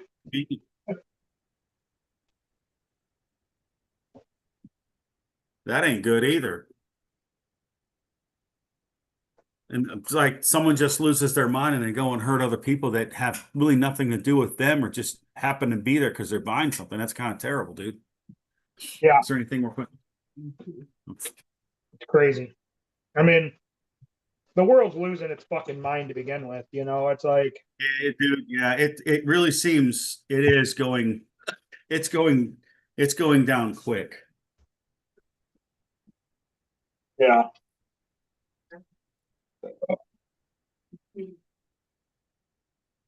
that's why Gilly got us those walkies. Yeah, I mean that makes sense, bro. That makes complete sense. You Just know, all the complete madness. It's just complete. It's like the world has gone mad, it yeah, seems. And because it goes mad like that, sometimes I don't want to watch TV or anything. I don't want to get mad. I don't want to go off and rant and rave, because what good is that going to do? right. I can't control it. I can't convince people to stop hurting each other. No, and they're gonna That's do what I what they want. want. You know, Yeah. unfortunately, It's just, it's I hope nothing you those, can do. yeah, it's sad that a guy that survived the Holocaust, protecting his wife, took a bullet for her. Yep, That's bravery. That is sheer bravery right there. Like, you got to respect that guy for the bravery. yep, He did what was, what he knew he had to do, knowing that it would end his life. yep. Man. I mean, what are the chances too? There's not many of those survivors left. You know. Yeah, I mean, it's almost 80 years, 90 years. I'm probably at least 80 years. Yeah, From 1942 to 1945 to 2025, 80 years, yeah. yeah. That And guy I lived a mean, long time. he had to have been pretty young, when he was in, so he was probably he's at least, I would say at least 90, 80, 85 to 90. I mean, he could have been in a concentration camp at 5 years old, but I mean, maybe not. Maybe he was a little older, so that would have put him, in his 90s. Think about the shit that guy went through, and now he fucking takes a fucking bullet, All the messed up stuff he's seen, and Yeah, he still kept hope. He kept hope. He had a wife, he had kids or whatever, yeah. and at least he died trying to protect his wife, which I think is pretty awesome. It's And sad that he then, had to do. and then you got, this whole thing over in Syria still going on. And Yeah, what's that all about, dude? dude, it never stopped. People don't realize that the whole issue over in Syria never went away. And the Iowa National Guard we sent a bunch of people over there. I got a friend that I worked with at Medic over there right now. And I checked his dad's page, and his dad updated everybody saying that he was okay and safe. That's So, good. but yeah, we deployed 1,700 guardsmen to Syria. I mean, that's a big deployment for Iowa. Are they in Damascus? Where are they at in Syria? I don't know. I don't know where they're Okay. at over there. And So- Syria always, I mean, the whole Middle East is nuts, it seems. Well, Syria's still popping off, you know. People don't realize that. But we lost Nothing. They just stopped reporting on it. Yeah, we lost 2 soldiers over there yesterday, and another one was injured, and an interpreter was killed. I think it was an interpreter, and then a U.S. contractor, I think, was killed. So Man. two military dead, 1 contractor dead, and 1 interpreter. And then there was a bunch of others injured. I don't know what I don't know what they did. I don't know what the attack was. I don't know if it was a indirect fire or IED, VBED or, whatever. I don't know. Active shooter. I just know that it was an attack and 2 died, and two service members died, and contractor, and then an interpreter over there. Man, that's just sad. Yep. And I don't know what contractor it was, like what company or anything. I mean, I'm you sure think about things like that. If you think about things like that, and it gets people scared to go out and do anything. And I'm wondering if that's what they want people to do. Well, yeah, it's a psychological thing, It's like even like mortars, right? Mortars are fucking psychological, all get out, man. I mean, it's fucking crazy. Like mortars and rockets, because there is nothing you can do to stop that. You can't fight it. It's coming down on you from above. There's nothing you can do to know stop how far you can be from it before it goes down. And you don't know where it's hitting. You can hear it. Yeah. You can fucking hear it for sure, but you have no idea where it's at. You can't see it, and you can't move fast enough to get away from it. So all you can do is try to figure out which direction it's coming from and lay with your head in the opposite direction and your feet towards where you think it's going to hit. All you can do. It's a psychological thing, man. It fucks with your head. It's like you're literally helpless. I've had enough mortars and rockets shot at me that, like, the videos that I have of it, like, well, I don't have personal videos, but because I never recorded what I was doing, but there's videos on the like YouTube and stuff where you can hear the incoming rounds of mortars and rockets. And every time I hear it, man, it takes me back every time, because it's You get that a flashback, don't you? Dude, it's that psychological. Yeah, it's that psychological on you. I know. I had a friend who went to I had a friend who was in Iraq when Fallujah happened.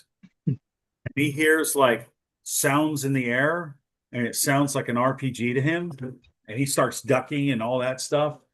My friend Steve, he retired a while ago. I met him in Atsugi, but he's a good dude. Okay. It's crazy that that's going on. It's sad. Yeah. I'll take a break. Well, bro, we've been on for 3 hours. Have we? Yeah, we've been on Nice. for, I think, 3 hours, bro. Yeah, almost 3.5. Yeah, Hell yeah. that's cool. We can end her. Okay, let's end it, and then, yeah, let me find my little dinger. Okay, I gotta fix my dinger. That's what I'm gonna call it. It sounds funny when I say dinger. Not a ding dong, but a dinger. Ding dong, ding All right. dong. All right, like and subscribe for more. Thanks for those who watched. Lifers departing.